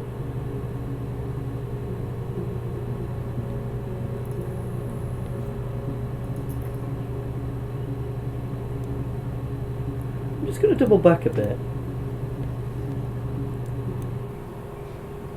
Black coffee, thanks. No sugar. Sweet enough as it is.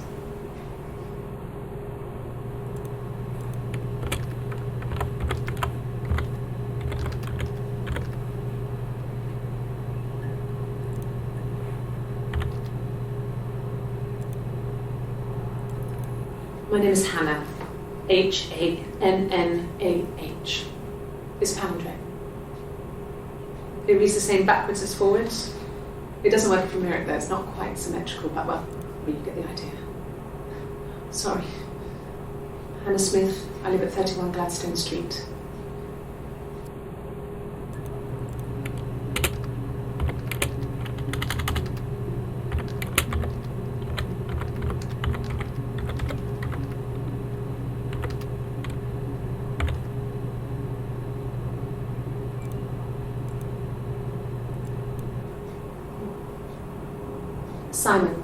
Simon Smith. He works at Ernst Brothers Glass. They do windows, all kinds of glass. Simon does the more special work, mirror making, feature windows, artistic things, really beautiful things. Not what I wanted to know.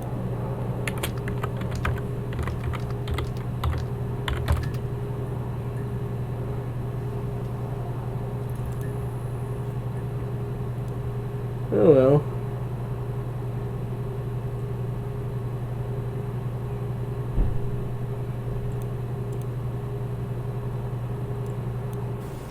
It was my birthday, like you said. We were going to have a meal at home. We had our meal.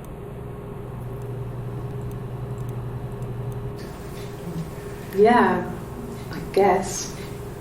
I'm quite a private person and I didn't want to get into the detail of the argument.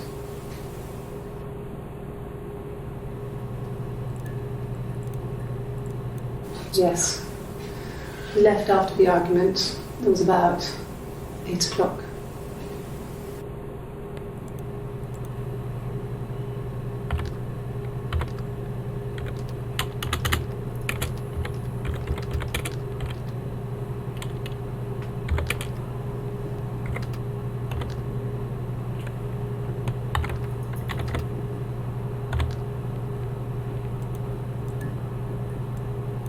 Yes.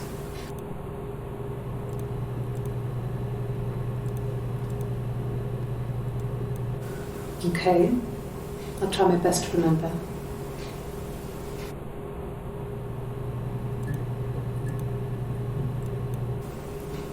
Diane is really nice. She helps out with the glaziers, organises the Christmas party, that sort of thing. They have 2 kids, really sweet kids. She used to look out for me when I worked there.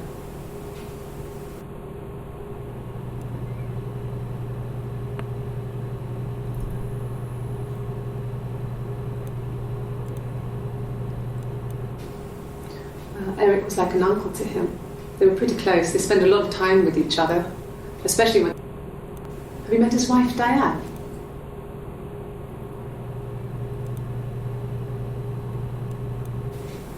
I haven't been into work. I guess I've just been waiting to hear from you, hear from my husband.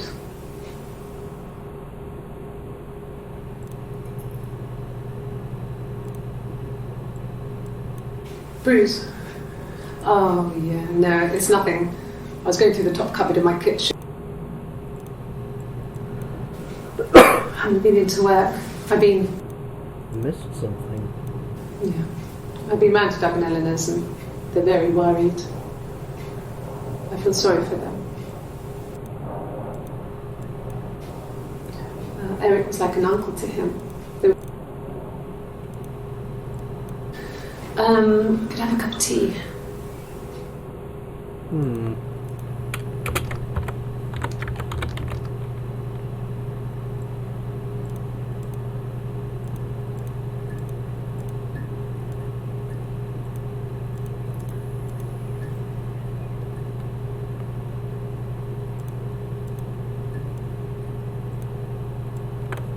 Yes, that's my birthday.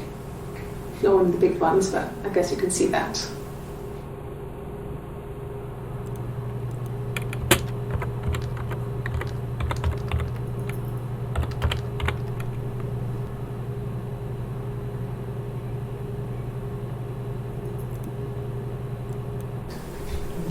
Yeah, I guess. I'm quite a private person and I didn't want to get into the detail of the argument.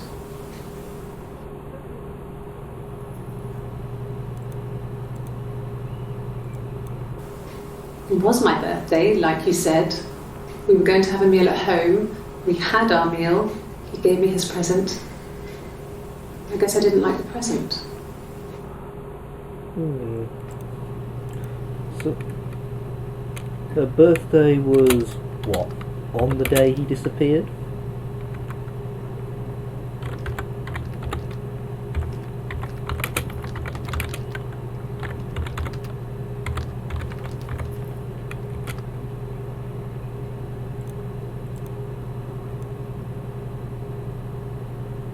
Just making notes about something. It wasn't the present so much. It was one of those arguments that had been simmering for a while. The present was a mirror. A nice mirror. He'd engraved the glass, the kind of mirror a princess would have in a story. He made it specially for me.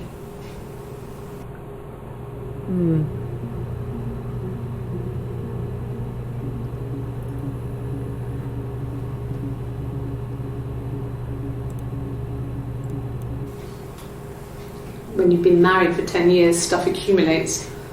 We could argue about anything. And he's so nice. That doesn't help. He tries to smooth things over, and that just makes it worse. We're both passive-aggressive, so we never normally argue directly about anything.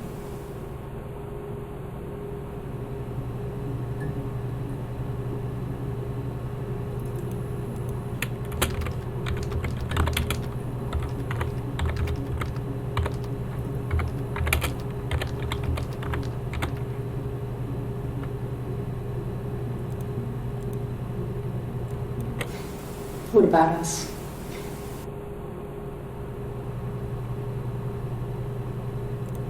I don't get it. I did.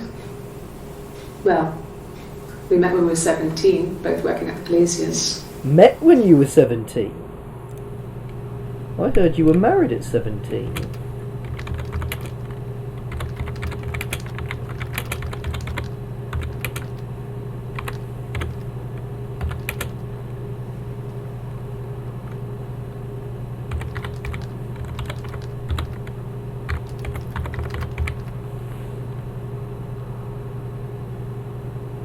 Wonder if I can find that for confirmation. Sure, I think. I do all the bills and paperwork and handle all the money stuff, so it should be easy for me. Yes, that would be in his wallet. It's a Visa.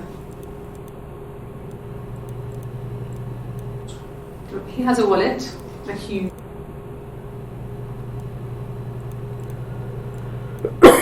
Sure, yes, of course, that would help. Will you phone the house to let me know when you want to come round? No.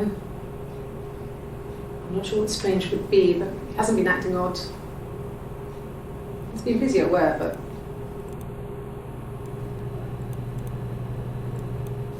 Yes, there's a car that we share. No, not drugs. I mean...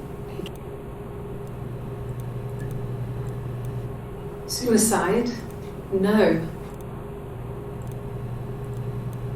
Childhood sweethearts? Something like that.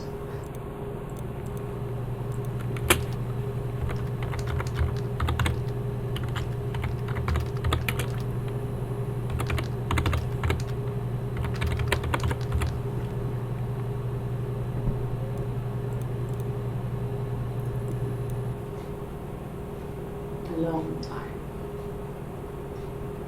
We got married when I was 17.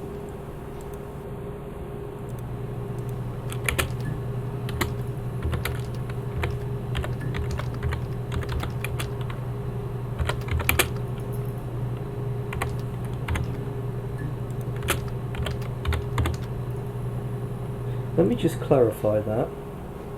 A long time. We got married when I was 17. Married at 17. Childhood sweethearts? Something like that. Are you married, detective?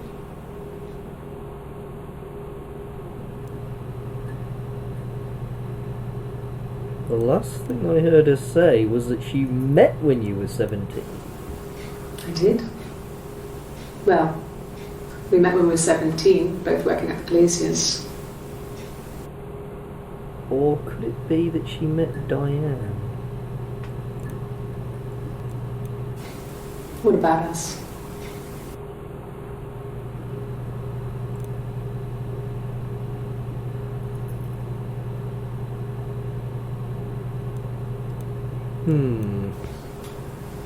When you've been married for 10 years, stuff accumulates. We could argue about anything. And he's so nice.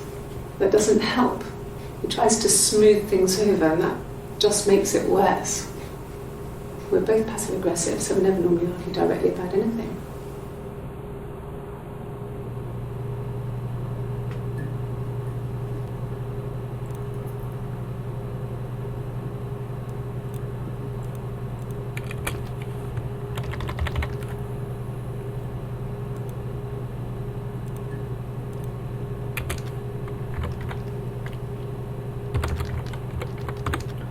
might not be referring to her husband. Working at the Glaziers?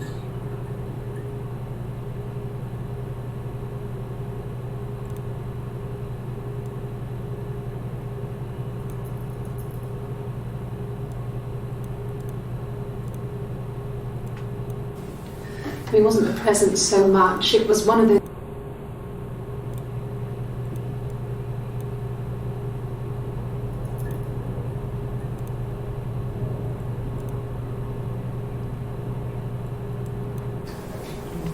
Yeah, I guess. I'm quite a private person and I didn't want to get into the details.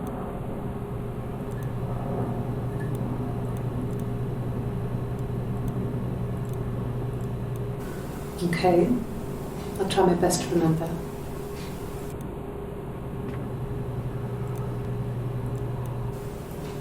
Diana's really nice. She helps out at the Glaziers, organises the Christmas party, that sort of thing. Helps out at the They have Glaziers. 2 kids, really sweet kids. So she doesn't actually work She used to look at out for me when I worked there.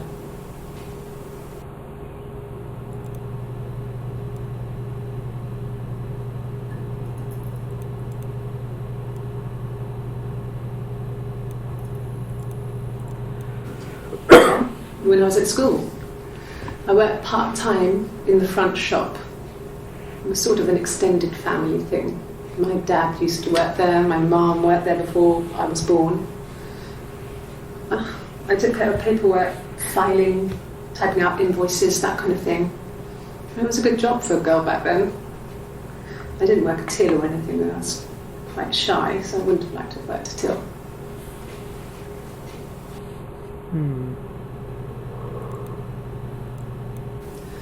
No, he was as shy as me. I asked a friend to ask him out for me. We had our first date at the Odeon in North End. We went to see Risky Business. I had on my one best dress. Simon paid. He bought me a Whisper, and I was worried about getting chocolate on my teeth.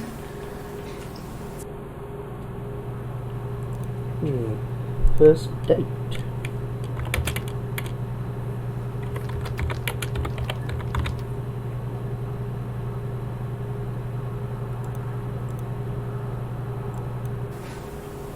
I got pregnant. Both our parents had a big powwow. We weren't even in the room. And they decided we should get married.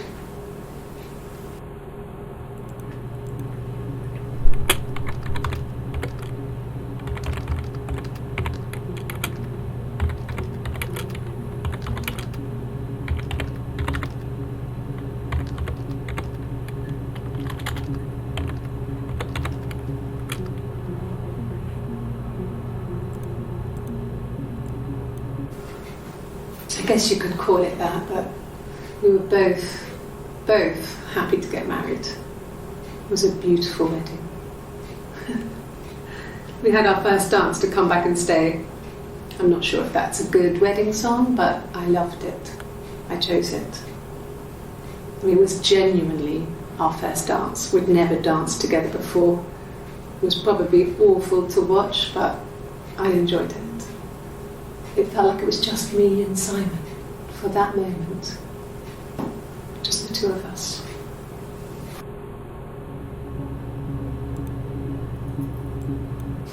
We spent the wedding night in a hotel in Brighton. It would have been too much to do more. We were saving for the baby.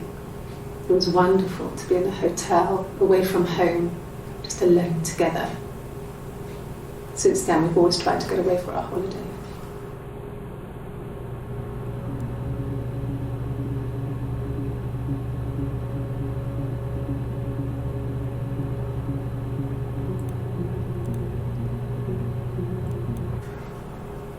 We couldn't afford our own place. Simon dropped out of school, went full-time at the Glaziers. Ah. That was Eric's generosity.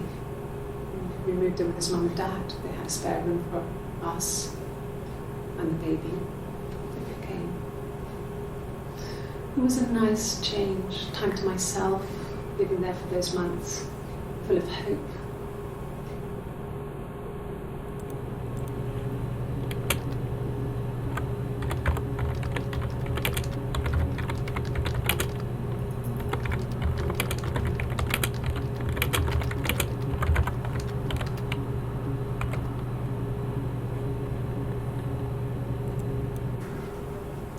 We couldn't afford our own place. Simon dropped out of school, went full-time with the Glaziers.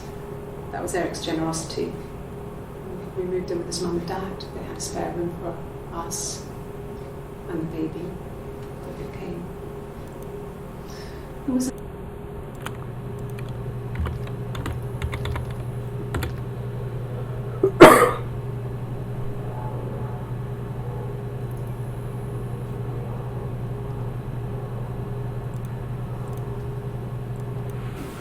No. I lost the baby. Ah. I had a miscarriage at 8 months. We carried on living at Simon's parents until, well, it was only a few months after.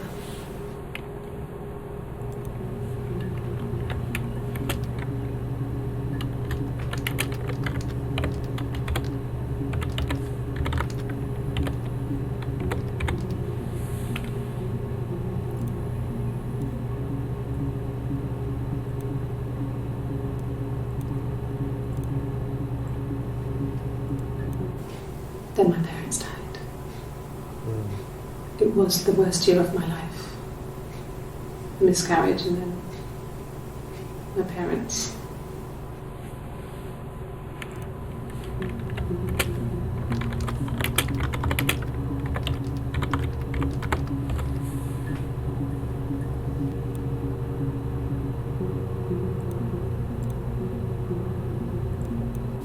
At the time they said it was poison. Food poisoning. I mean, I felt so guilty. If I'd still been at home, maybe I could have done something. I didn't.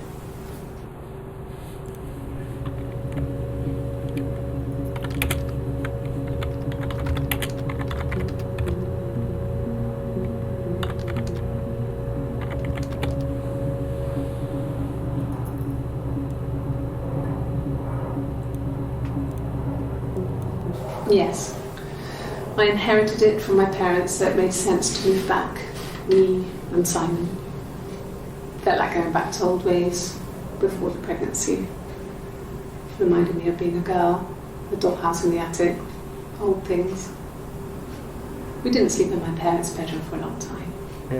We decorated it as soon as we moved in, but it was another year before we started sleeping there.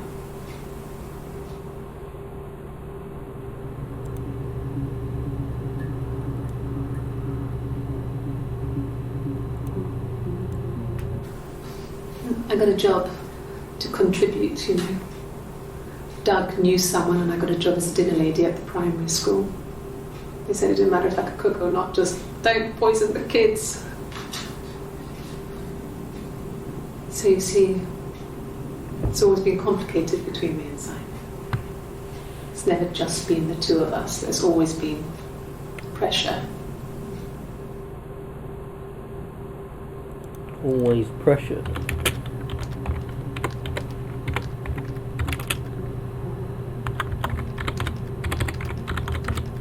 How much pressure, I wonder?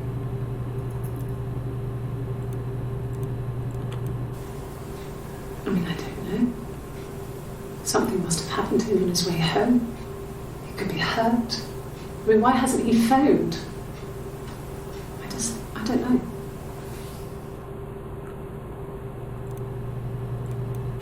Oh God, I don't know. I mean, I guess the Rock. You've spoken to everyone there. Someone must have seen where he went. I don't know. So many things could have gone wrong. No. I mean, everyone loves Simon. He was so nice to everyone. He loves me. Well, I don't see why he wouldn't. After all, he was married to you at the order of his parents.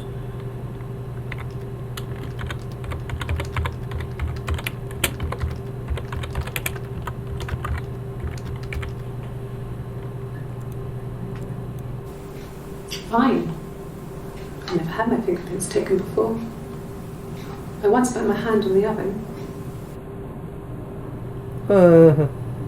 Convenient. Okay. I've given blood before. Do you need to take that for your records?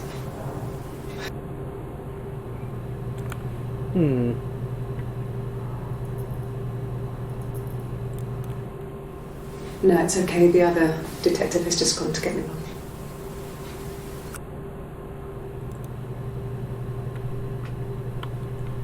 Tea or coffee, I presume.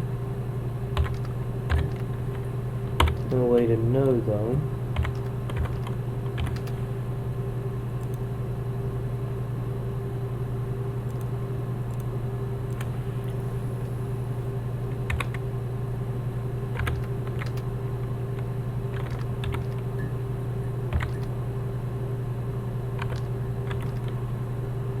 Two days later, she came back.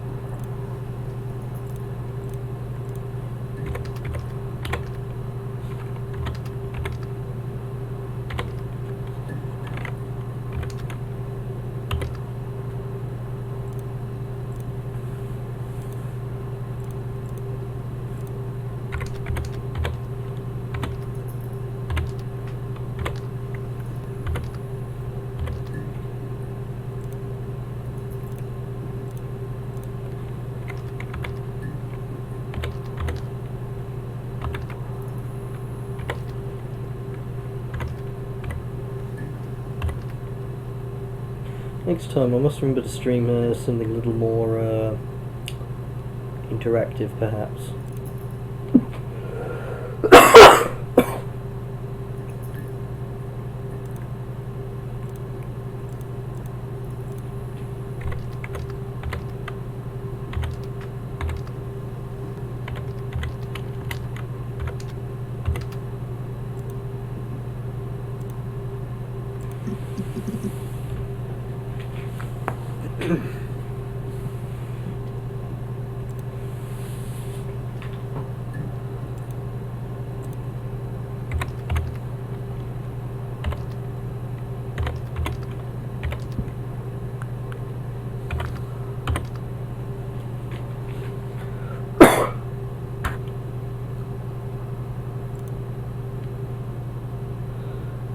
Maybe I'll try and liven things up a bit.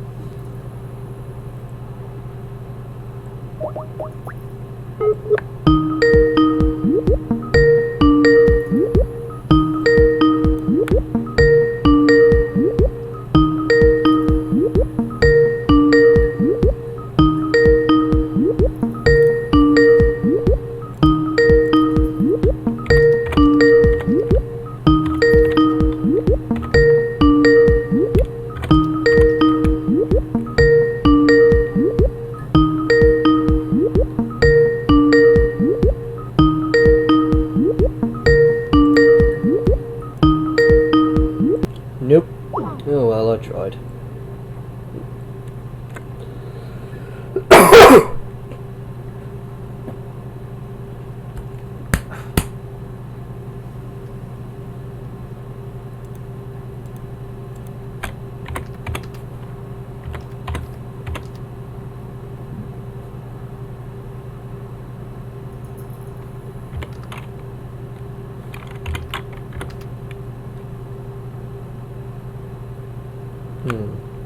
Just past the 2-hour mark. I might make this the last day and leave it at that.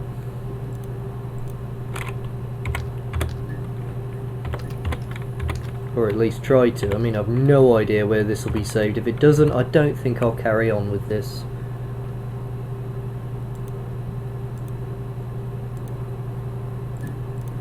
Not 100% sure I'm playing it right, so I don't deny this game has qualities.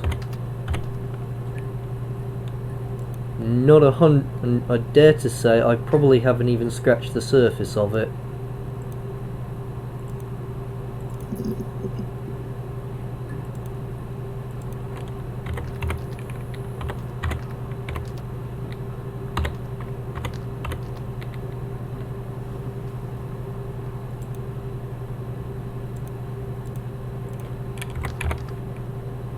Of course, if I do come back to this and it's all saved,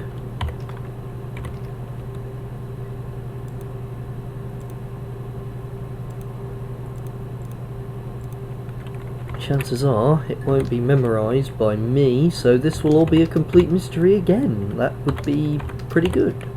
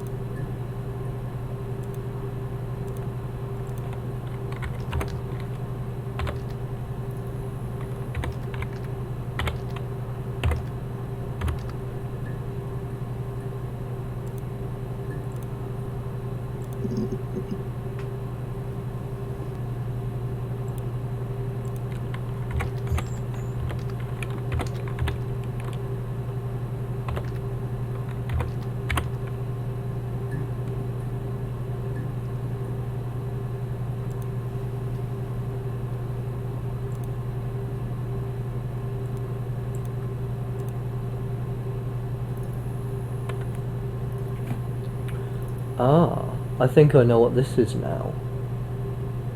When this is all filled in, when I've done all this, this will likely be all green and I'll probably have won the game. If one's missing, this thing will let me know.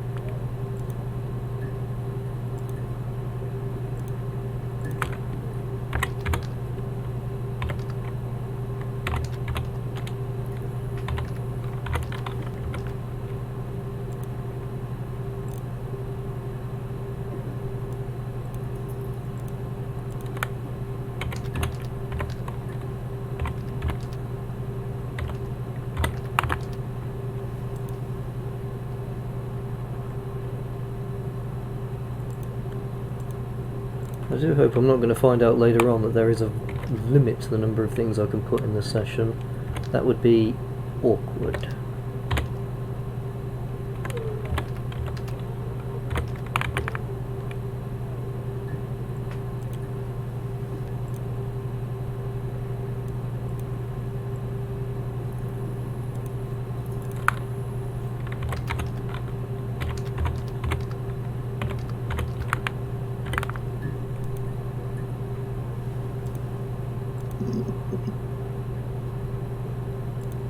I'll run out of these sooner or later.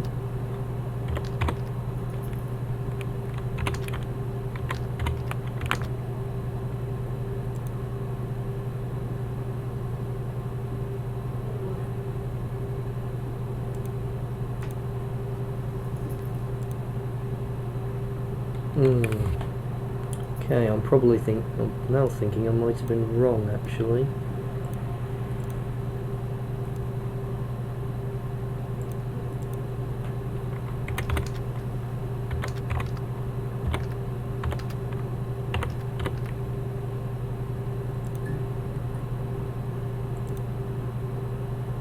That hasn't changed.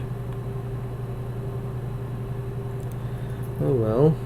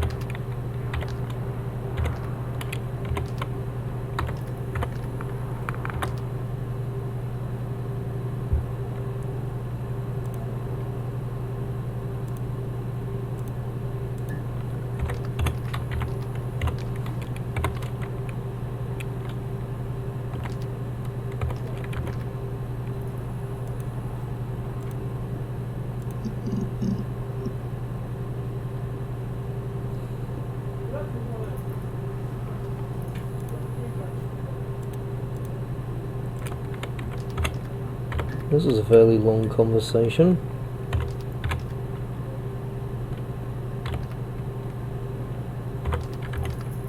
Well, I didn't have to do this with contradiction.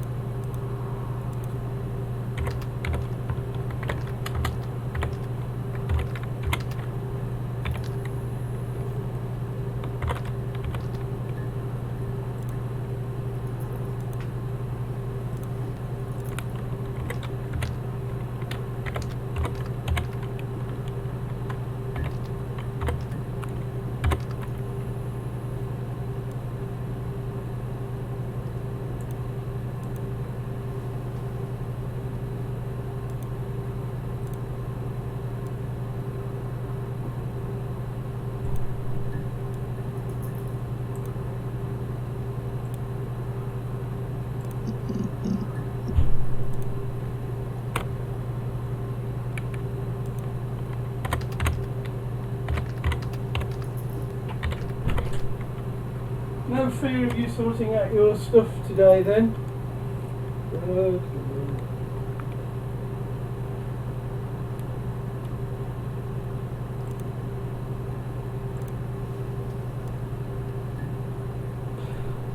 I'll review these and then I'll end the stream as we're past the 2-hour mark.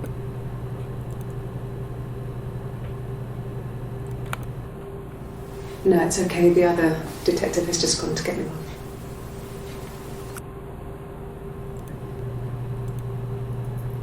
I assume that's tea and coffee.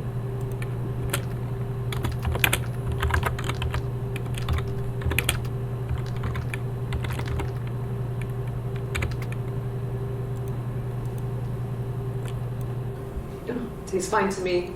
As long as it's black and strong, I'm good.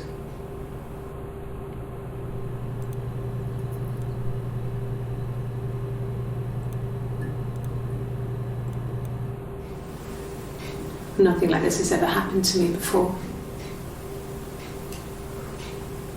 The blood.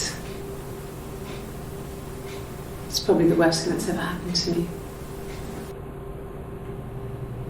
So, they found your husband, eh? The bruise.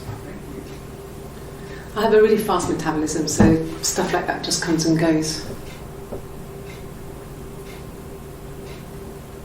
I don't know if there's much more that I can tell you that I haven't already told the other policemen. Bruise was on the other cheek. I found the body.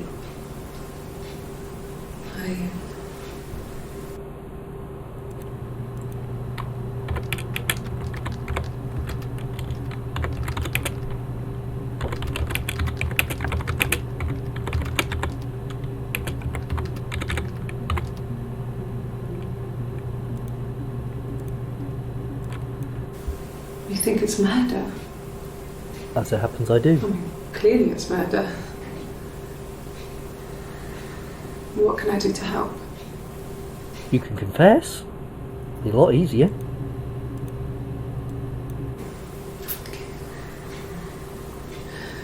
It was after dinner. I'd spoken to Sam's parents on the phone. I looked up for an early night and I suddenly had this thought. I think it was something his mum had said. She'd been speaking about old stuff, sad stuff, about when we lived there, about the baby. There's some boxes in the cellar, nursery stuff we never needed, and I never had the heart to throw out. And I suddenly remembered that when I'd looked down there the week before, those boxes, that pile was in the wrong place. I went cold all over.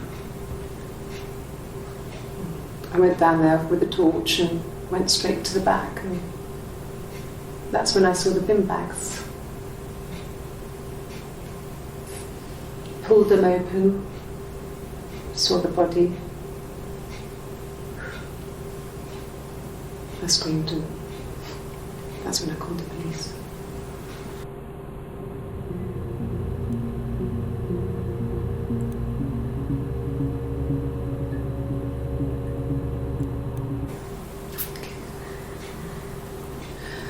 It was after dinner.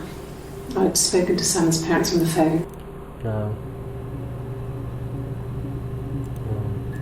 Another time, I think. His body. It didn't look real. His throat. It looked like his throat had been cut.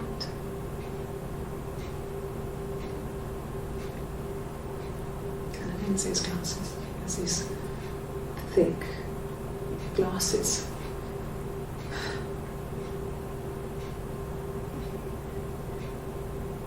He doesn't always wear them. Doesn't always wear them.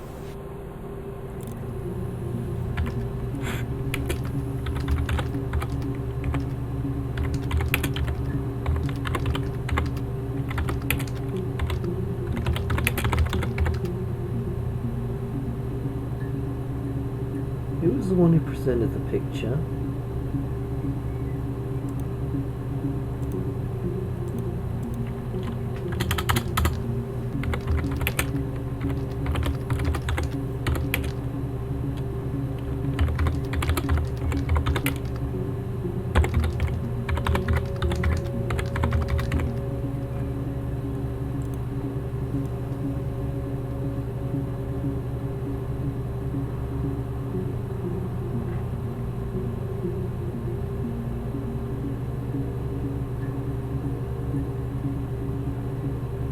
On your first day. There's no couple stuff. Stupid argument. There's no couple stuff. No. I think he spoke to her. No. I mean, yes, we have arguments, but a long time.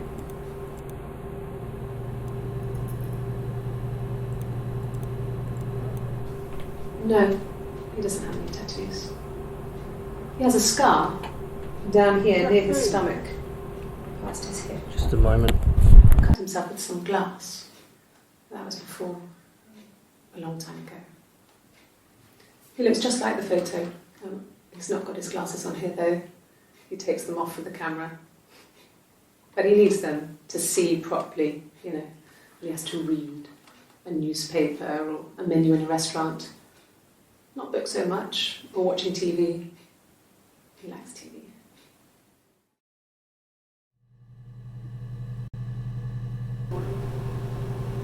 Sorry about that.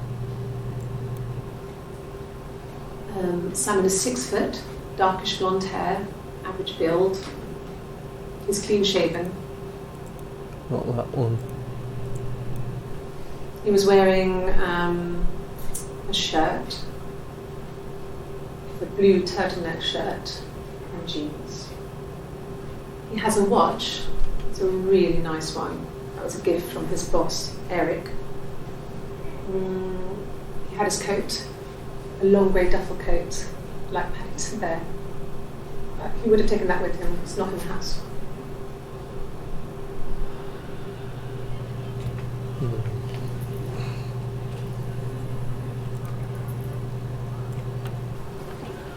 So, it was Friday evening. We had an argument. He left. On Saturday, he didn't come back. I waited all day. He was supposed to go help Eric out with something on the Saturday afternoon. Job. He didn't show. So Eric was ringing on the phone. I checked at the Rock. That sounds important.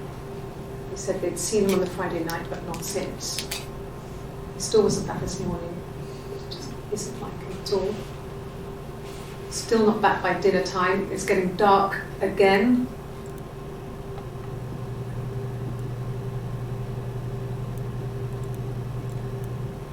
It's the Rockington Arms, the Rock. It's run by a nice couple, Peter and Susan. There's some other regulars there that some. Where is it?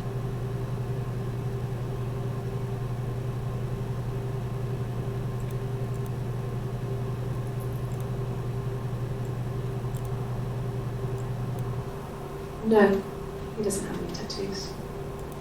He has a scar. Isn't it? No, he doesn't have any tattoos. He has a scar down here near his stomach, past his hip. Cut himself with some glass. That was before, a long time ago. He looks just like the photo. He's not got his glasses on here though. He takes them off for the camera. But he needs them to see properly, you know. He has to read a newspaper or a menu in a restaurant. Not books so much, or watching TV. He likes TV.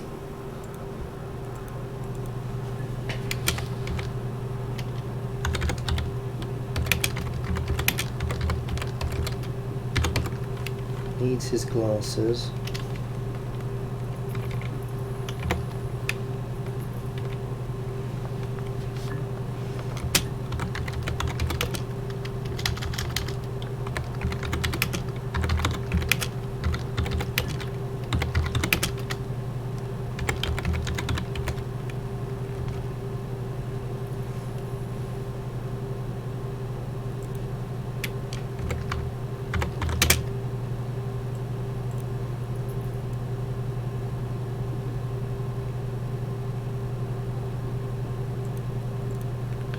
Okay, back to the discovery. The whole thing was wrong. The bags, I think they were from our kitchen. I could probably check that. We never go into the cellar. It's just a place we put things we don't need. Dad used to grow mushrooms there. The bags were taped up. I think it was parcel tape. Nothing was off.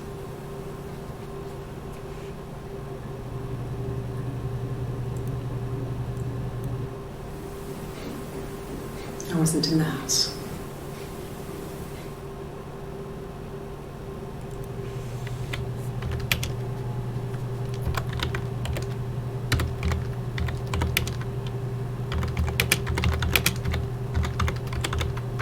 So where were you then?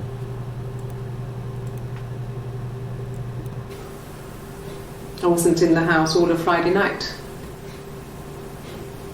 After the argument, after Simon left, I left too.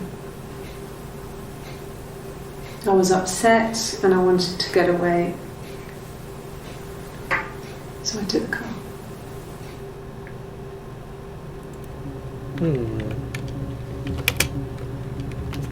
I'll review previous evidence at some other point, but I think that could be a lie.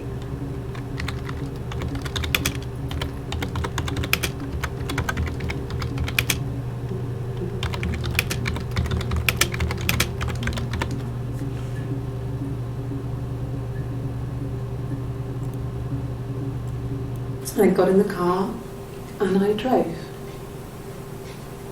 I just kept driving north. Just kept going, just wanted to get as far away as I could. When I finally stopped, I was all the way up in Glasgow. I was so tired. I just had to sleep.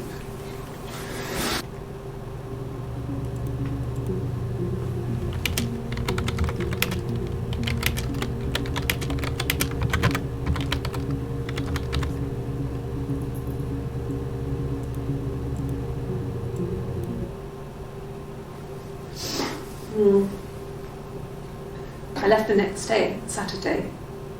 I slept for a few hours in the car. And when I woke up, I came straight back. Simon wasn't returning my calls and I wanted to try and make up. I got back to the house and Simon wasn't there. And Excuse me. Is there a bin? What the devil?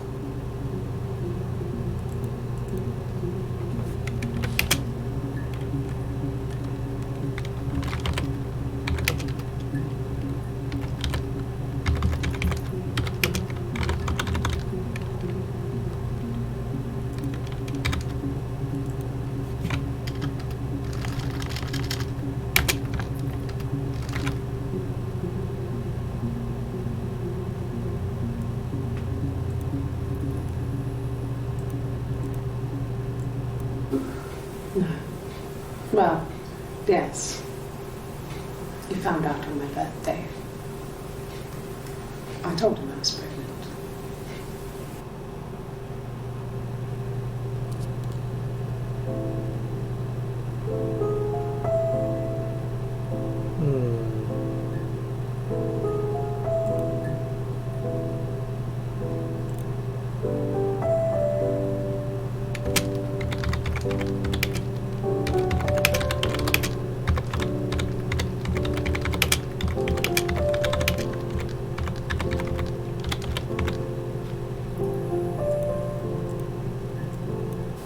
Yes. It was a shock to him. I mean, we never thought it was possible. I don't know what he... I mean, I hadn't decided whether to keep the baby. I wasn't really ready to talk to him about it.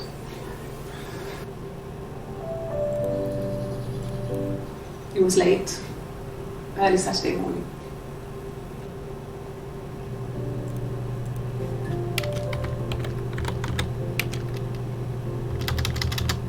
I've seen that. I really need to. Yeah. I pulled over and slept in the car. This was just by the side of the road. I was exhausted. Slept in the car. I think when I drove back it was about 8 or something. And I got back to the house about 3.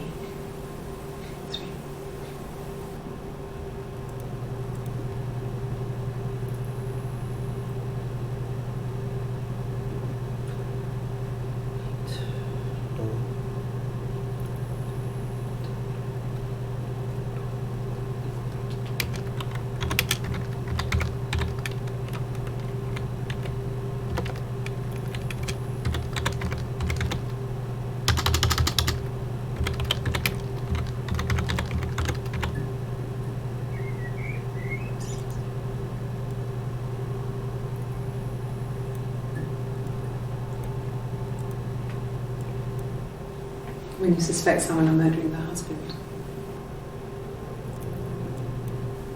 Okay. So you want to eliminate me as a suspect? No. Okay. Sounds weird. I'm not great at making up stories. Unless you've been making up all these stories so far. Okay. There's a girl and she's staring out of the window. She's sad. She's trapped. She's here. She's looking out the window because her mother won't let her out.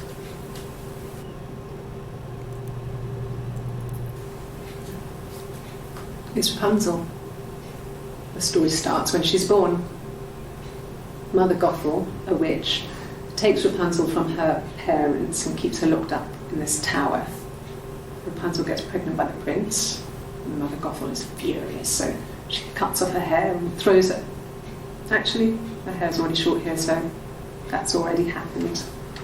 But she throws her into the wilderness, and Rapunzel is reunited with the prince, who's blind. But she kills him with her tears, and so it's a happy ending. Is that too much? Oh, I just got an achievement. Yay me.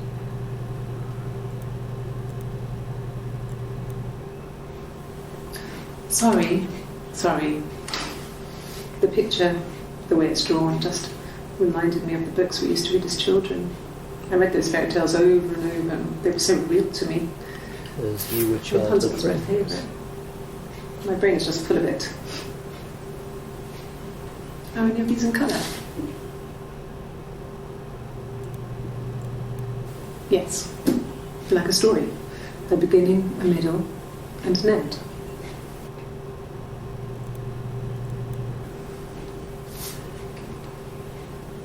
Well, she has a knife. She's been cooking, I guess. She's been cooking him his favourite meal. She's his wife. And he's asleep and she doesn't want to wake him because he's ill. That's why she's sad. Because he's ill and he might die. It's kind of a sad story, so I'm not sure it ends. I think I do. She's crying, I guess. She's sad because she thought she saw her husband with another woman. But it's okay, because she finds out it wasn't her husband, it was his brother. And so it's fine.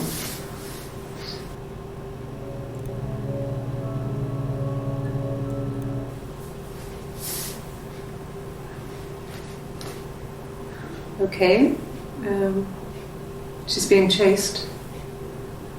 They're trying to catch her because she did something bad. I guess she broke the rules. Or maybe they think she did something bad. Maybe it wasn't her fault. She looks scared, not guilty. Maybe it was mistaken identity. Did they catch her there? I don't know.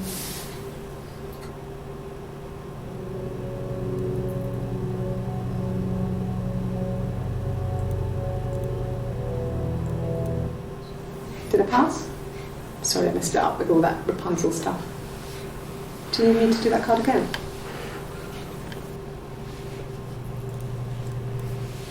Yes. I read a lot as a child and watched lots of TV. Then the doll's house we had, we still have in the attic. It's kind of a fairy castle. We used to play out there and make up our own stories. Sounds fun. From when I woke up. Okay. I woke up. Simon was already up and he made me birthday breakfast of eggs Benedict. We both had to go to work, so we saved presents till later. I got to work, had some birthday cake, children sang me happy birthday, then I came home. The birthday meal was a takeaway, and Simon gave me his present, which I didn't mind. And after that, we talked about the baby. It turned into a big argument. Simon left. I was furious. I wanted to get as far away as I could and get some space to think. So I left.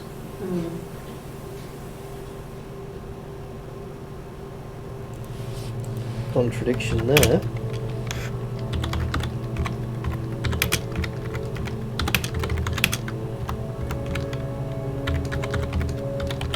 As Rowan Atkinson once said, a police report requires no room for ambiguity.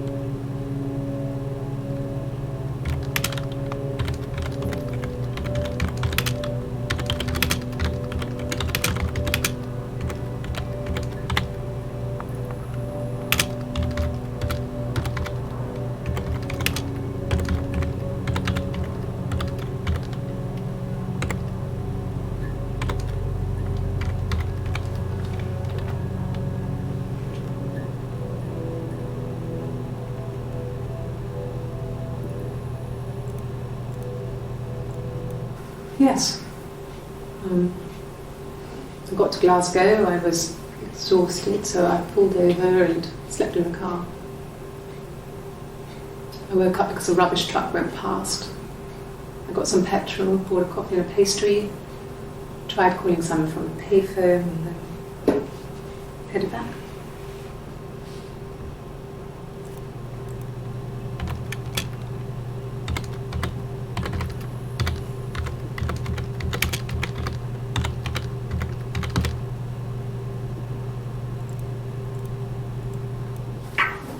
Let me see.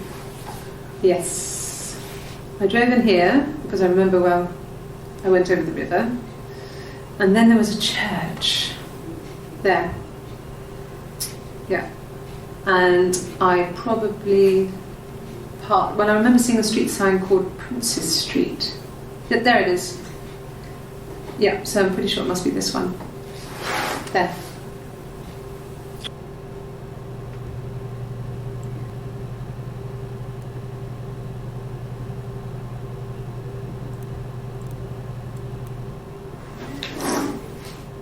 Yeah, that's Simon's watch. It was a gift from Eric. He got it this year. It was a wedding anniversary gift. Steel. It would have been Diane who chose it. She has really nice taste. That time, you must eliminate me. I was in Glasgow then.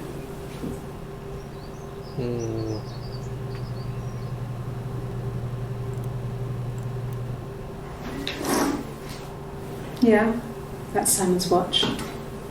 It was a gift from Eric. He got it this year. It was a wedding anniversary gift.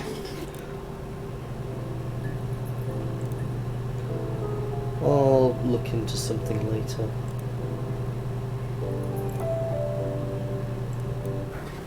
I didn't. I slept in the car. I left about 9 that night. I wasn't there. No, I don't think so. Glasgow was deserted that early in the morning. That's convenient. Asked the hospital.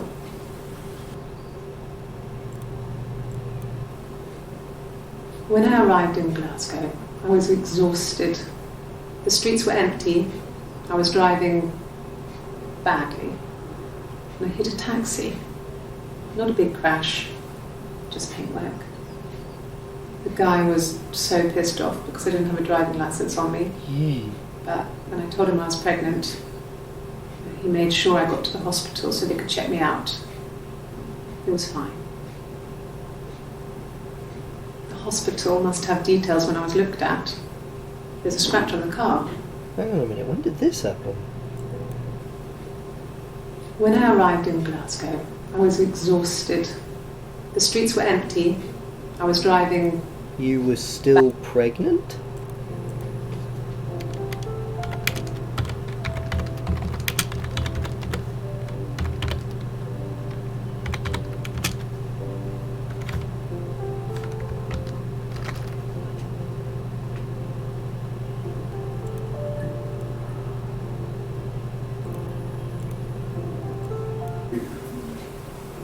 should eliminate me as a suspect if I was in Glasgow. Can't be in two places at once. Can't you? I thought it made me sound suspicious.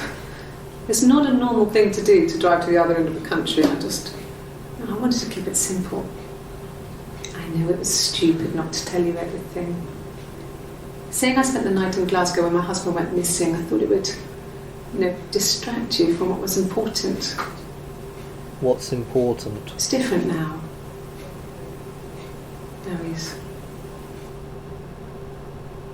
Now he's what? No. Everyone loved Simon. He's a glazier, he doesn't have much money. I don't know. I don't know.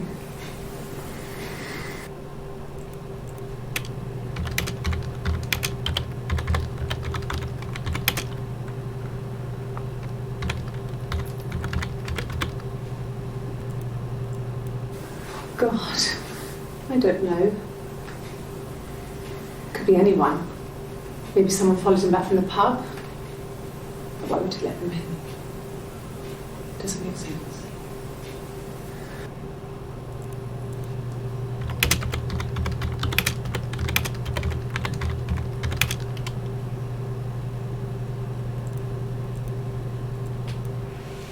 Yeah, I had to let myself in. The door locks if it swings too.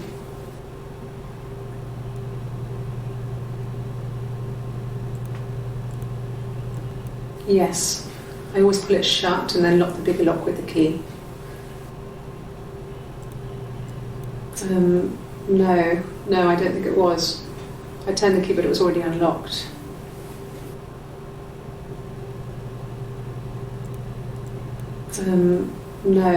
No, I don't think it was. I turned the key but it was already unlocked. Already unlocked? Yes. I always pull it shut and then lock the bigger lock with the key. Locked but unlocked. I may need some time to think about that. No, they were shut. Most of the windows are really hard to open anyway. It's stifling in summer. They were painted over by my dad. Could have left a door open accidentally. Or there's a cat flap in the back door. A killer cat of Kaya Banog, perhaps? No cat. My parents had a cat before they died called Domino. It was this little black thing with white dots. And we never did anything about the cat flap, but if you were thin, you could maybe squeeze through it.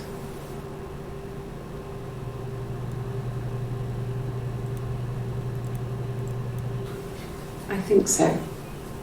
I mean, to get into our garden, we'd have to climb through other gardens.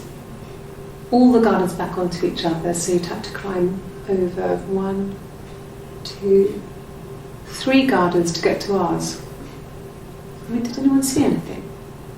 Did anyone see anyone come and go? An intruder?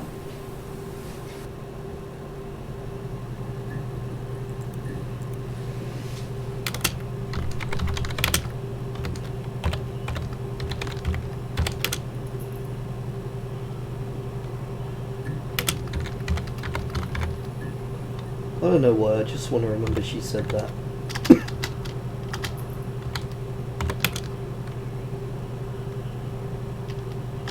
Oh, there's something I'm forgetting.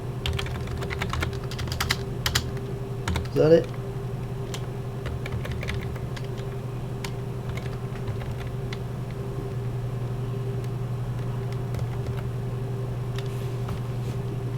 Doesn't seem right.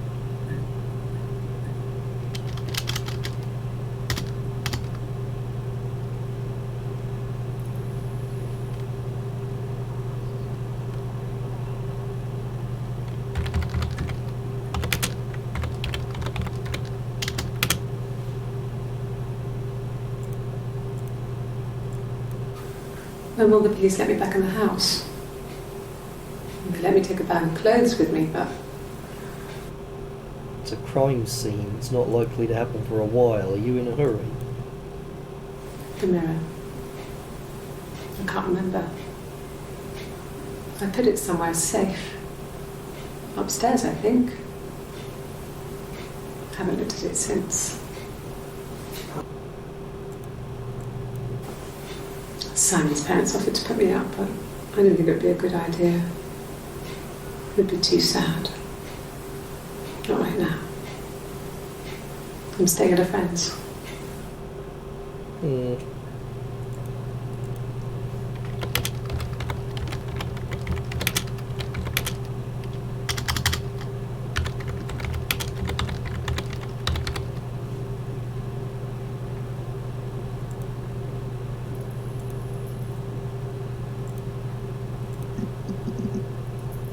I won't ask anymore. It's getting a bit late.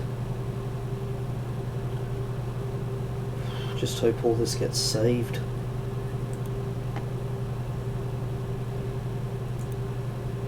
Oh, what's that?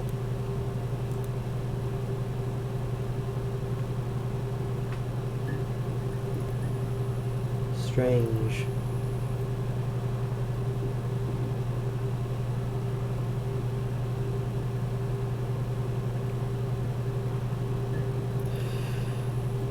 Well, we'll have to see, won't we?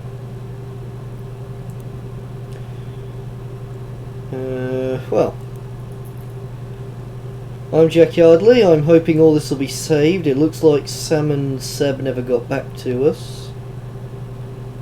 Can't say I'm particularly surprised. I'll get back to this later, unless everything I've done so far hasn't been saved, in which case I don't know what'll happen. Good evening, everyone.